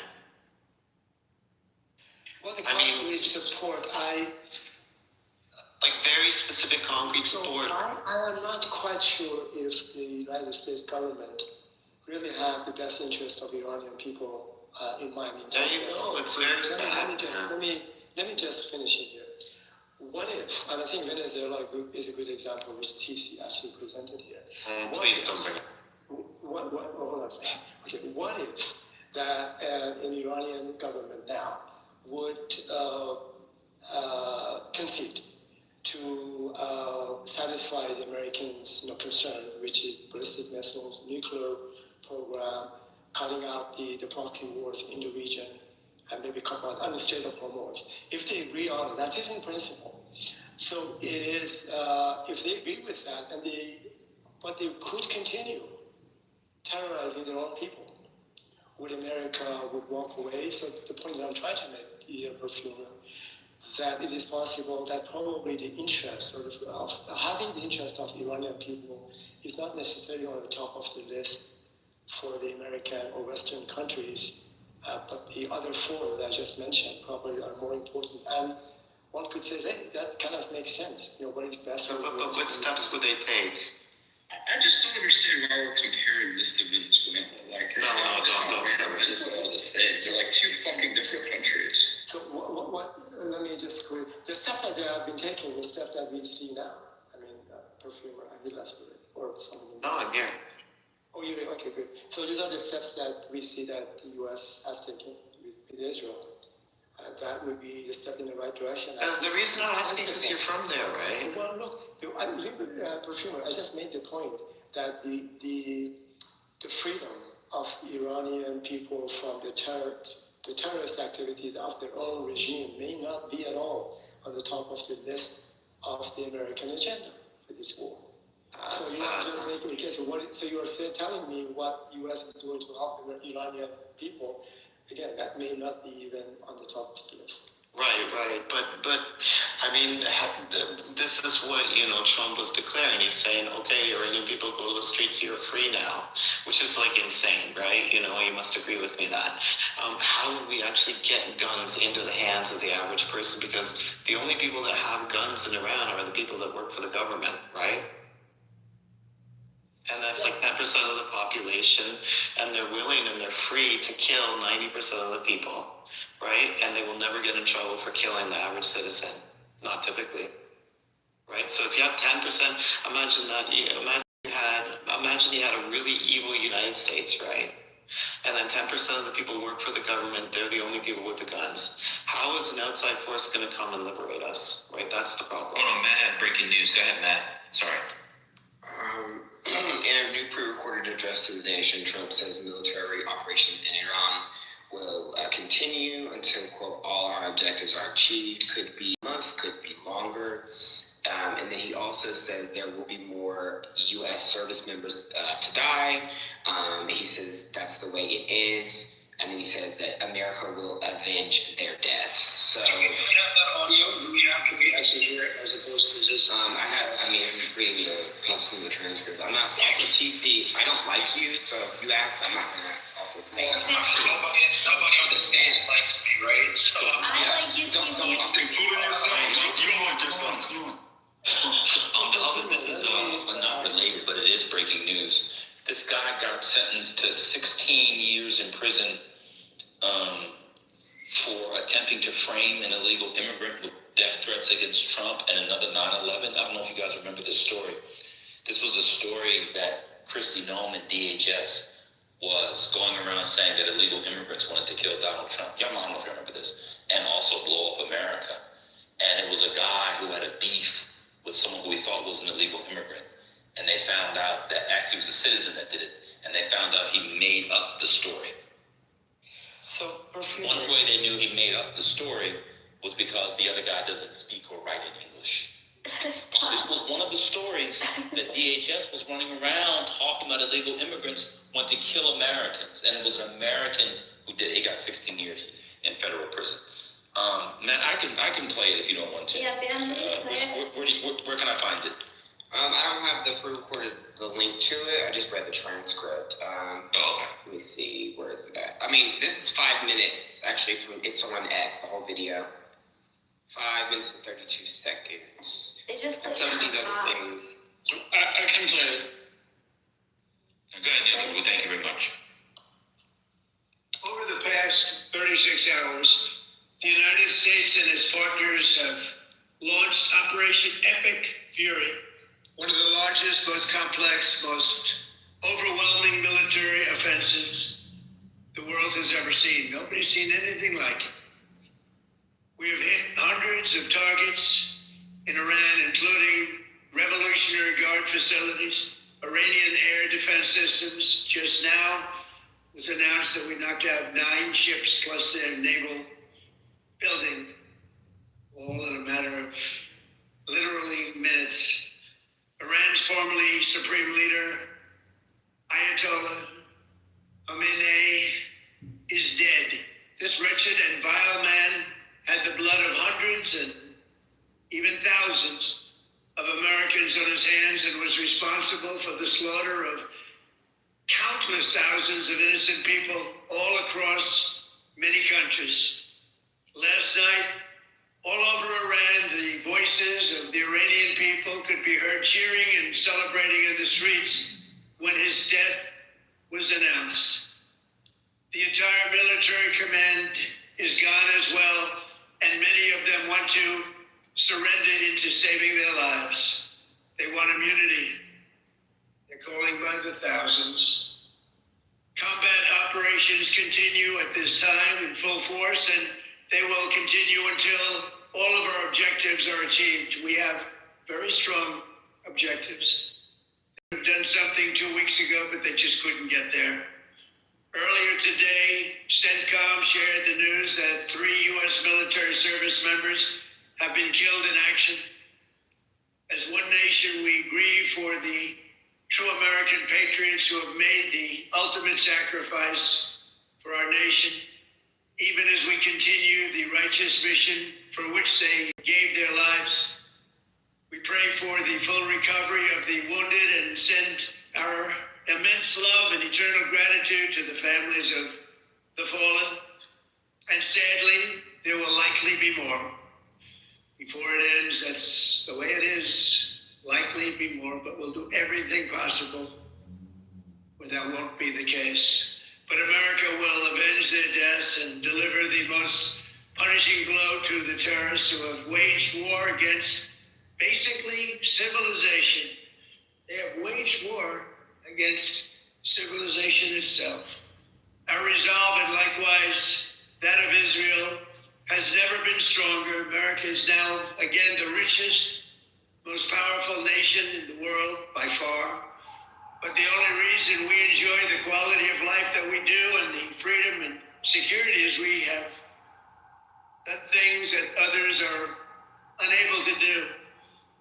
But it's because of warriors who are willing to lay down their lives to do battle with our enemies. And they do battle better than anybody. An Iranian regime armed with long-range missiles and nuclear weapons would be a dire threat to every American. We cannot allow a nation that raises terrorist armies to possess such weapons that would allow them to extort the world to their evil will. We're not going to let it happen. It's not happening to us, and we're not going to let it happen to others. The United States has the strongest military the world has ever seen. I rebuilt our military in my first term. There's never been a military like we possess. And frankly, there's nobody even close, but we are now using that military for good. We want to have it for good purpose. We're undertaking this massive operation not merely to ensure security for our own time and place, but for our children and their children, just as our ancestors have done for us many, many years ago. This is the duty and the burden of a free people. These actions are right and they are necessary to ensure that Americans will never have to face a radical, bloodthirsty terrorist regime armed with nuclear weapons and lots of threats. For almost 50 years, these wicked extremists have been attacking the United States while chanting the slogan, "Death to America," or "Death to Israel," or both. They are the world's #1 state sponsor of terror. We are the world's greatest and most powerful nation, so we can do something about what they do. These intolerable threats will not continue any longer. I once again urge the Revolutionary Guard, the Iranian military, police, to lay down your arms and receive full immunity or face certain death. It will be certain death. Won't be pretty. I call upon all Iranian patriots who yearn for freedom to seize this moment, to be brave, be bold, be heroic, and take back your country. America is with you. I made a promise to you, and I fulfilled that promise. The rest will be up to you, but we'll be there to help. Thank you. God bless you to our incredible warriors, and God bless the United States of America. Thank you. The rest is up to you. With your sticks and fucking rocks. I'm gonna say this. If something take over happens the to government. Cousin Charles or Tiffany, who are currently He will meet them. I got something waiting for you motherfucking MAGAs who are fucking praising this shit. If something happens to my fucking cousins, I will fuck some of you MAGA motherfuckers up. So let's hope and thoughts and prayers together for y'all's fucking sake, bitch. How about that, MAGA? I haven't said much during this whole shit. I just been listening for a couple days, but when you hear him speaking the way he's speaking, right, some of you guys may have to die, but that's a sacrifice I'm willing to make. Right? I, the 6-time draft dodger, am willing to make. Right? And then directly after talking about the honorable death of soldiers that have shown their allegiance to a country by making a sacrifice. And to follow that up with we're the richest country ever. As if there's a direct correlation. I don't know if you guys follow the logic in that speech writing pattern, right? First we talk about the death of honorable soldiers that contributed their fucking lives to this fucking country, right? To their loyalty to this country led to their demise, right? And then we directly correlate that with, but we're the richest country ever. And I have somebody trying to tell me I stated the transcript of what he said. Well, play it. Did he say it? He didn't say it. He said it. That's what Trump said. He doesn't give a fuck about any of our brothers, sisters, cousins, aunts, uncles, relatives, friends, loved ones being sent off and being killed by this disgusting ass, retarded ass motherfucking terror plot him and his butt boy BB are doing in fucking Israel. Who, by the way, I heard left Israel to go hide because he's a pussy. He starts shit and then runs off and hides, right? These motherfuckers don't give a fuck if our family members fucking die. And then you have his sycophants praising this bullshit as if this is exactly what should happen. And by the way, a week ago tweeted, Cuba will be next. This is mentally fucking retarded. These people are so, and I really don't understand why we want to have conversations with them. They are not worth oxygen. They are not worth our thoughts. These people are scum of the fucking earth. If you want a fucking war so bad, a lot of you bitch-made MAGA need to go fucking enlist. Go take your BB guns and go fight for your king and leave us the fuck out of it. Go fuck yourselves. Total cunt. I'll pass the mic to you. Go ahead and spew your little pussy ass lie. Thank you for that introduction. I don't claim to. Yeah, fuck you, Ann, too. You Lebanese white bitch. Jamal, I'd like to respond. I hear what you're saying, and like I understand that it's difficult to speak dispassionately, especially when passions are so. But I think logic requires it, at least in this, because we are talking about dead, deceased service members that paid ultimate sacrifice because they trust their government and they trust. You don't give a shit about it. And here's the thing, right? I'm with you. Like, I can be upset and pissed off, and I'm also upset and pissed off that this happened. I was hoping that no service members would have died, and that's not the case. You're not going to lose sleep over, bro. So, and I was devastated. I honestly, when I heard it, it was like, great. This is just like Venezuela. So it's working out the way I hoped, and that's not the case. So I share your grief and your pain. But with that being said, we know that former presidents have said the same thing when we engage in harm. We know it's an inevitability, and this is his job. It's probably. Shut up, TC. Thank you. Salute to all the veterans and any active duty in the room, man. Let's go back. Commanders didn't want this to go. So what the fuck is you talking about, TC? Shut the fuck up. You know what? The sector, they plan for this type of shit. If this is what the president wants, they plan for it and they give him the worst case scenario and the best case scenario. But they tell them what their recommendations is. He has been it's been in the papers that they were fighting back and forth. You stupid motherfuckers. And you come off the fucking mic laughing like this shit is funny. Oh, they don't care. MAGA doesn't care. Get your goddamn food stamps and stay on me. Keep it in mind. They don't Why care are you that the guys people like die. so hateful? You think that I They're would hateful. He just happens. He just nonchalantly threw out that American soldiers died. Is that, why don't you That's just the way it is. Why don't you It doesn't matter. It sounded like he was pulling Tupac at that point. It was inability. You guys ran on. Come on. Y'all ran on no new wars, right? That we you got people in administration. He even only a president who can't negotiate would bomb Iran. That's it. Tulsi Gabbard, no new wars. The whole thing y'all said, well, one thing Trump did that nobody else did was not get us into new wars. Kamala was sending your son to war. They made lawn signs that said Kamala will send your kids to war. That's exactly what they did. Right. What are you talking about? This is a different scenario. You know the operational plan changed based off what's going on. The current CENTCOM command says this is not the time. You cannot go into that country right now. Same motherfuckers that. Come off the mic, Brent. Oh yeah, Brent, open your mic up. Come on, boy. I've worked in CENTCOM, clown. I thought y'all like Brent. Brent, at this point, the this was, they did not want this time.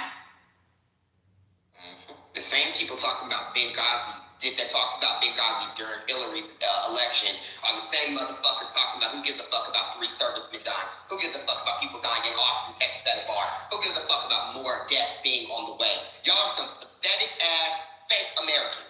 I say it all the time. Move the fuck to Russia. I might not like America, but guess what? I definitely like the people that defend the country, that allow us to walk around, talk around, that allow me the opportunity to cuss y'all out on a motherfucking Clubhouse app. I love my fucking freedoms that I do have, bitch. And I love the people that defend said freedoms.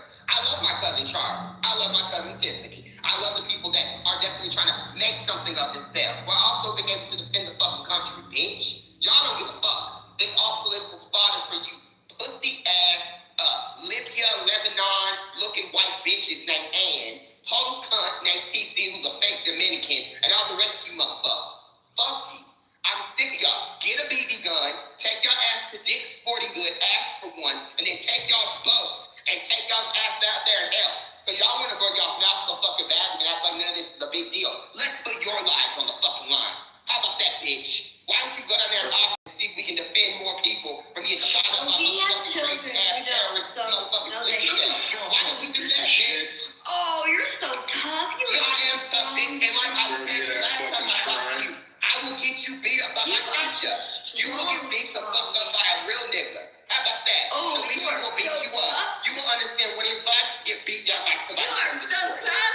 You will get beat and yeah, anime, eat the cake, anime, I eat the cake, anime, right, bitch? You will be eating all kind of cake when I'm done with your big, funky, nasty, white ass bitch. You gonna be back in your country, picking motherfucking whatever the fuck is over there, bitch. You gonna understand our plight, you slow, ugly ass, degenerate, bleach blonde bitch. Fuck you. You wanna look white so bad, don't you, sad nigga? Don't you, bitch? You a nigga too. Sad nigga ass man. Shut up, bitch. Fuck. Hey, Ali, I have a question for you. Bit of a change here. My question is, like, do you think, let's say, if all of us, Canada included, likely looks like it's going that way, my country, United States, UK, France, if hypothetically, and it seems this way again, we bomb the fuck out of all the infrastructure, the military infrastructure of Iran, do you think, I'm asking from a moral point of view, and you're from Iran, so I'd like to know your perspective, do we have a responsibility to put troops on the ground? And because, I mean, I could just imagine if we bomb the crap out of all the military installations in Iran, then the people, they get brave and they go in and they try to take their country back, but tens of thousands, hundreds of thousands, maybe millions of them are killed by their government. Do we have a responsibility to go in there and save them, from your point of view? Okay, 2 comments. One is, you mentioned some time ago that 10% of the population, the military, IRG. That's just the research I did. Not IRG, I mean government.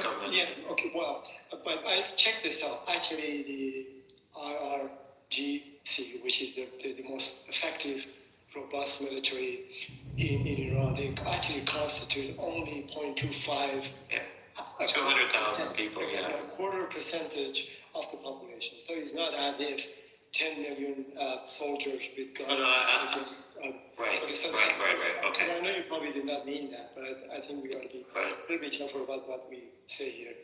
So, but nevertheless, 200,000 soldiers fully committed to the government with all of the weapons that they need to have. It's a force to reckon with. I don't care how many millions of people are opposing them. So that's, you're making a point, but the numbers that you gave, they're not good. Now, the responsibility of the United States, I think I talked about 3 scenarios. One would be basically limiting, postponing, or removing the threat to some extent, not entirely, but substantially. Second would be removing the regime change, and I don't really know what that really means, entails. We had a discussion here about it. And the third one is the nation building, is having, Western kind of forces going in there for the next 5 or 10 years. And we've done that before. It has not been effective neither in Iraq or in Pakistan. So what is our responsibility to the Yeah, that's my question. Yeah. So the question is, I don't think that is really on the agenda. When we say we. No, I'm asking you like a personal point of view. No, right. I don't know if the U.S. has. Let me think about this. I think by doing what's being done right now, this is the best we can do. Provide a window, an opportunity, although a difficult one, for the Iranian people to continue what they need to do to remove this regime. I don't think beyond that, what we can do once the new regime is in place, we can help them. That's why I'm asking for the details, because I hear this all the time from a lot of people. Like, what does that look like? Because Trump said in his speech that it's his goal to basically change the regime, and that to me looks like leaders of different nations in there rebuilding and troops on the ground. And you would have to have troops on the ground to do it. You have to have. Oh yeah. That's a massive I think Patty was saying something earlier. There's no question you have to have troops on the ground for regime change. Didn't we try that in in the 50s? I don't remember the exact, but in the 50s we tried it, and it was successful temporarily, right? Because the prime minister was removed, we backed the Soviet off a little bit, we were able to put assets in, buy more oil. There we go, the oil, right? But long term, after around somewhere mid-1970s and late 1970s to fucking right now, there's been that fucking problem. Right after that, the prime minister was overthrown. We had hundreds of diplomats were snatched up, right? They were kidnapped and held for ransom for a long time at that. I think it was over a year they were held, right? We've already seen the impact that we can have, right? It's kind of like the terrorists. We tried with the terrorists before. When I say we, it's Trump first time. People forget that he tried with the terrorists the first time. He failed and came back and did the exact same shit. This has more time, a longer time, same thing. We've tried to do it without putting boots on the ground. You have to have boots on the ground to stabilize everything, right? You can't just expect the citizens to take over and do a military job and overthrow the government. That's not going to happen. You will get them murdered by the fucking thousands. We have to have a military presence. So there's a difference here that I think is not being taken into consideration. The Iranian government is the most hated regime in terms domestically, compared to any other country. Where are you basing this on? Your knowledge of world history? You can Google it. That's true. So I can Google. The second pork chop you'll be eating, Mama Dude. So let me finish, please.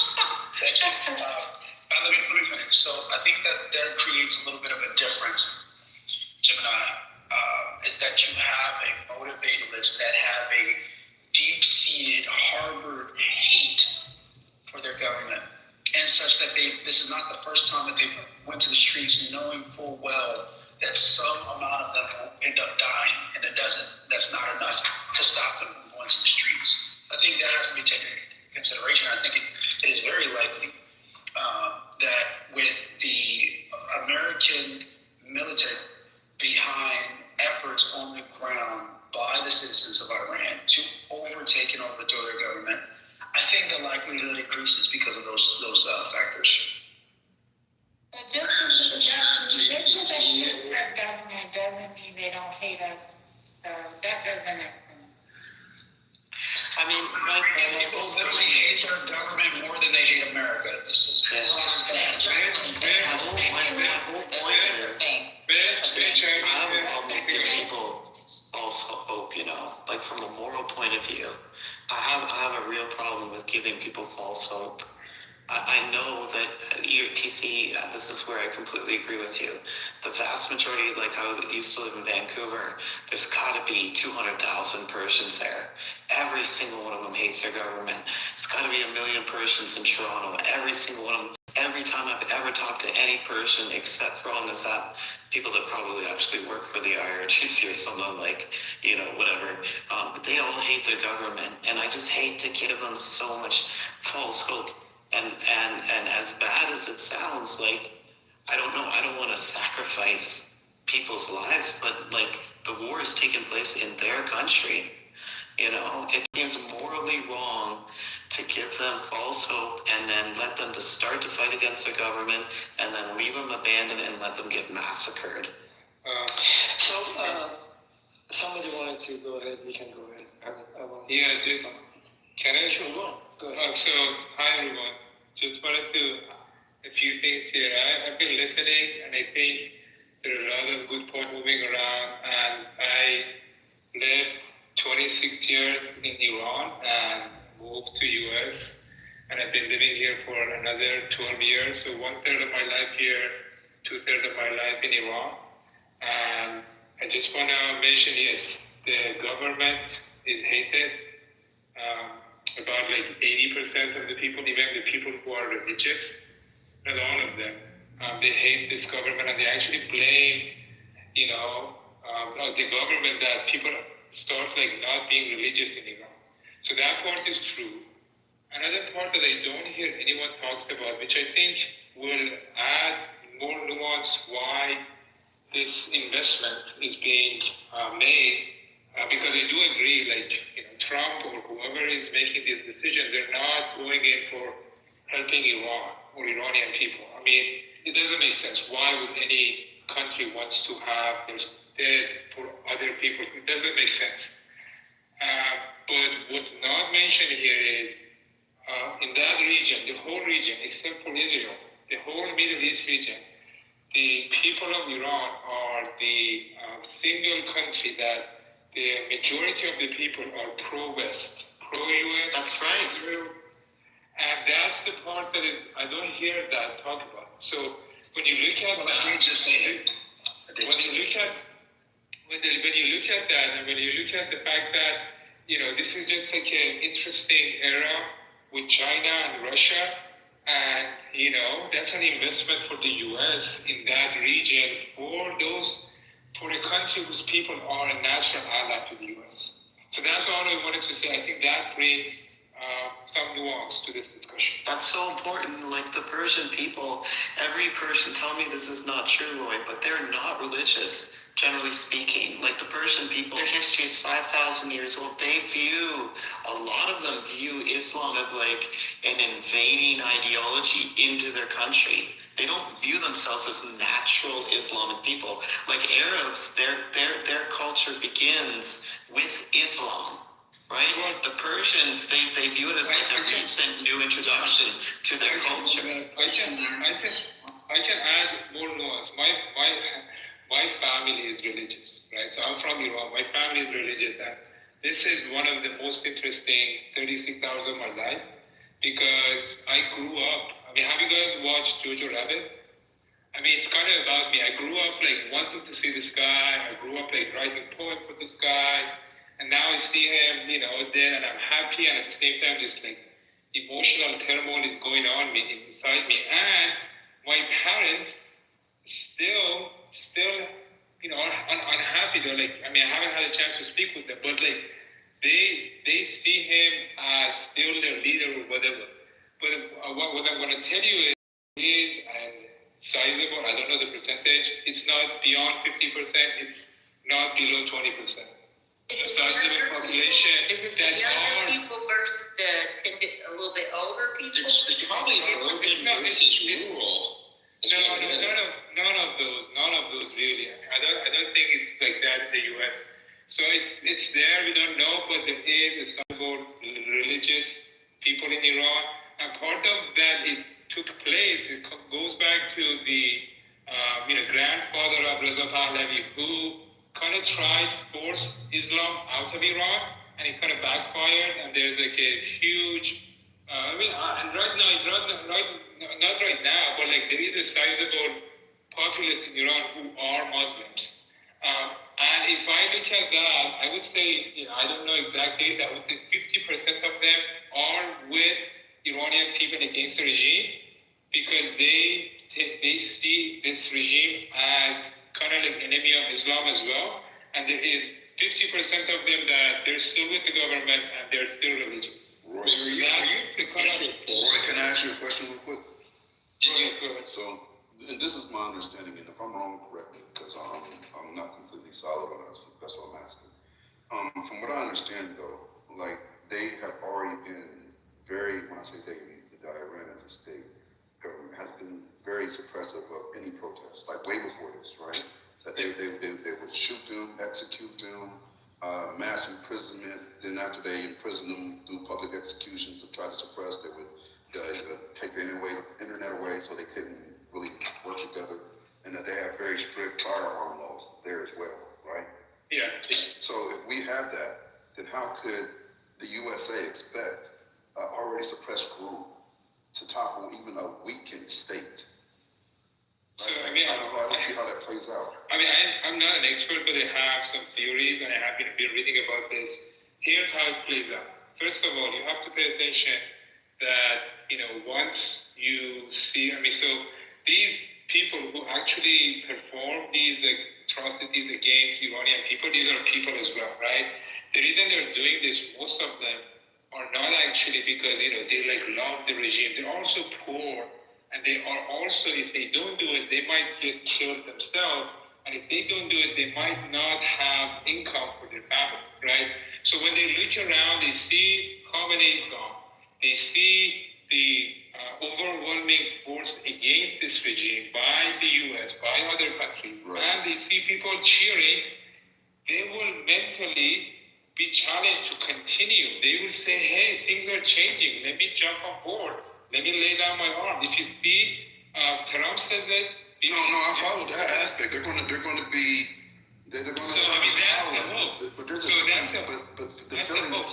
So that's what's the. But Roy, let me finish. I'm sorry. Go ahead.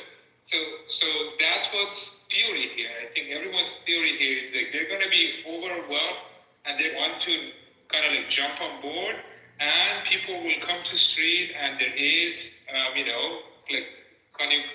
common messaging from Trump, Reza Pahlavi, and also Bibi Netanyahu, and that is the plan. Without any boots on the ground, to be able to have a new government in Iran. So that's the plan. I understand that they're going to be. I understand they're going to be influenced, and I want to be optimistic about it, right? I'm a realist at heart, right? That's just how I'm designed. So with that being said, optimistically, everybody, the Americans are helping us. This is our time. We take up arms. We go against the state. We overthrow, right? But if you're poorly armed, poorly trained, already suppressed, facing someone that is used to being your oppressor, this is their role and has been for a long time. It's going to take more than the hope and some hopeful words from our president for them to actually to have the capacity is one thing. To have the want is another. Right? I see the want, but I don't see the capacity. Well, I mean, we have to take into consideration two things. Like the population is huge, right? The comparison is as far as the number. And second, you have to also look at the mental pressure on the other side. I mean, look at those people are poor who actually do this. I mean, these are poor people who do not have any other choice. Hear of them being executed. If they see a chance to be okay, you see Trump keep saying you have immunity because they're poor. Most of these people who are actually doing this, they are not doing, oh my God, I love Islam or I love this regime.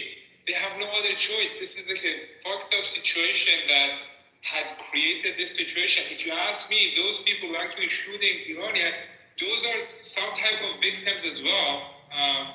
Not to the same level that those young people who were massacred, but still those are also victims of this situation, and they will put down their arms. So you have to pay attention to everything. So they make the majority or the overwhelming number of people on one side, and the other side, psychologically, the fact that they are going to see, and a lot of them are going to switch sides.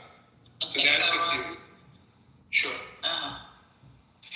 So Roy, thank you for that. Let me just make a couple of scenarios in here. What you just said, you made actually 3 points.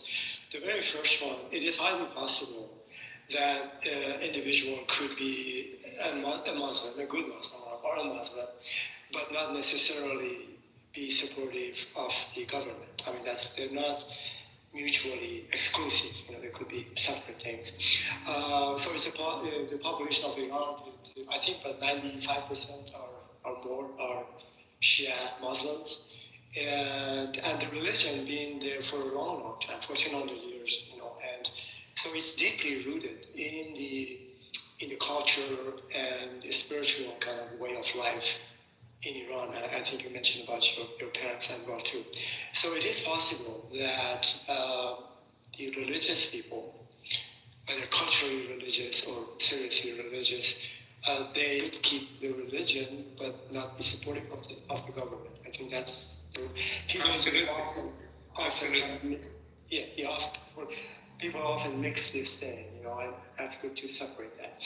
And number two, yes, it is possible that, and it happened before actually, that the soldiers actually shooting at the people. And I'm putting aside IRGC aside for a moment. These are elite fighters being well paid, well trained, and they're fully committed to support, protect the government, Islamic Republic of Iran. So they're not going to be the one actually putting their weapons down. But certainly the rest of the, about maybe 1 million people in some form of a kind of function, the police, and they could possibly put their arms down and say, look, we're not going to shoot our own people.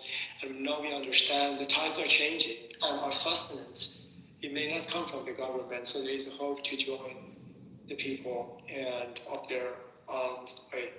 But I'm just right. I just don't know if this is going to unfold. The last scenario I mentioned, let me just land here. There is a possibility that maybe one or two, perhaps one very strong military man who may be more liberal, not having a serious religious tendencies, and also being extremely ambitious to have a coup d'etat in Iran and taking over the government and becoming the leader. That's probably not a bad outcome, except majority of these types of coup d'etats and generals coming on board, they are very hesitant at times. They just don't leave. They stay on for decades. So that would be another possibility that could happen. So it doesn't have to be black and white in terms of boots on the ground or not. It could be other scenarios that possibly may unfold, and we may be surprised. Yeah. So, I agree with you. Let's say there's a military coup in Iran, right? Why would that not devolve? Because Iran's a really big country. It's got a lot of fucking people. There are a lot of factions. Even the CIA talks about it. There are a lot of factions that want to take over Iran if the Ayatollah falls. Why do we think that this military coup would be effective at bringing stability?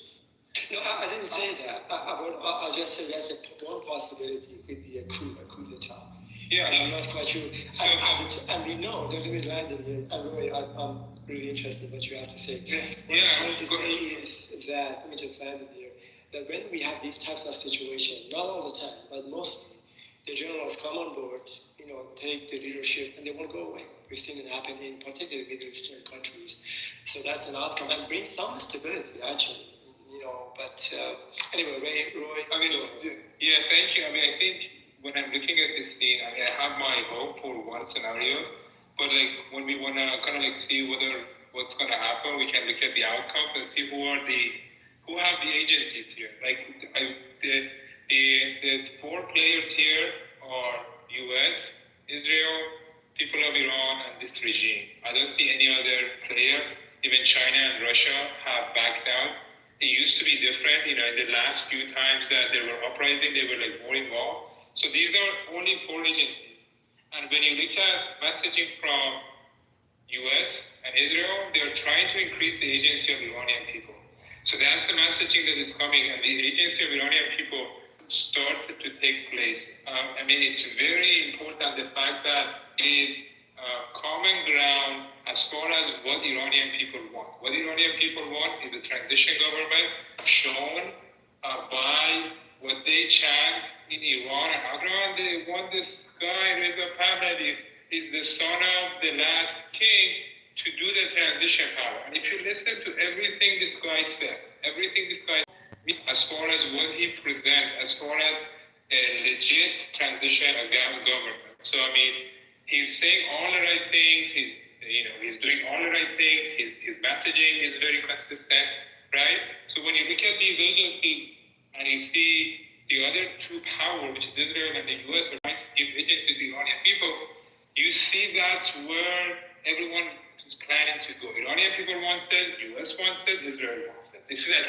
messaging is. So that's the goal. But there are other possibilities. One possibility is that this regime would be able to, sustain against U.S. power and also Iranian people and take control, which I think is very unlikely because I know the military power in the U.S. and military power in Iran, they're just not comparable.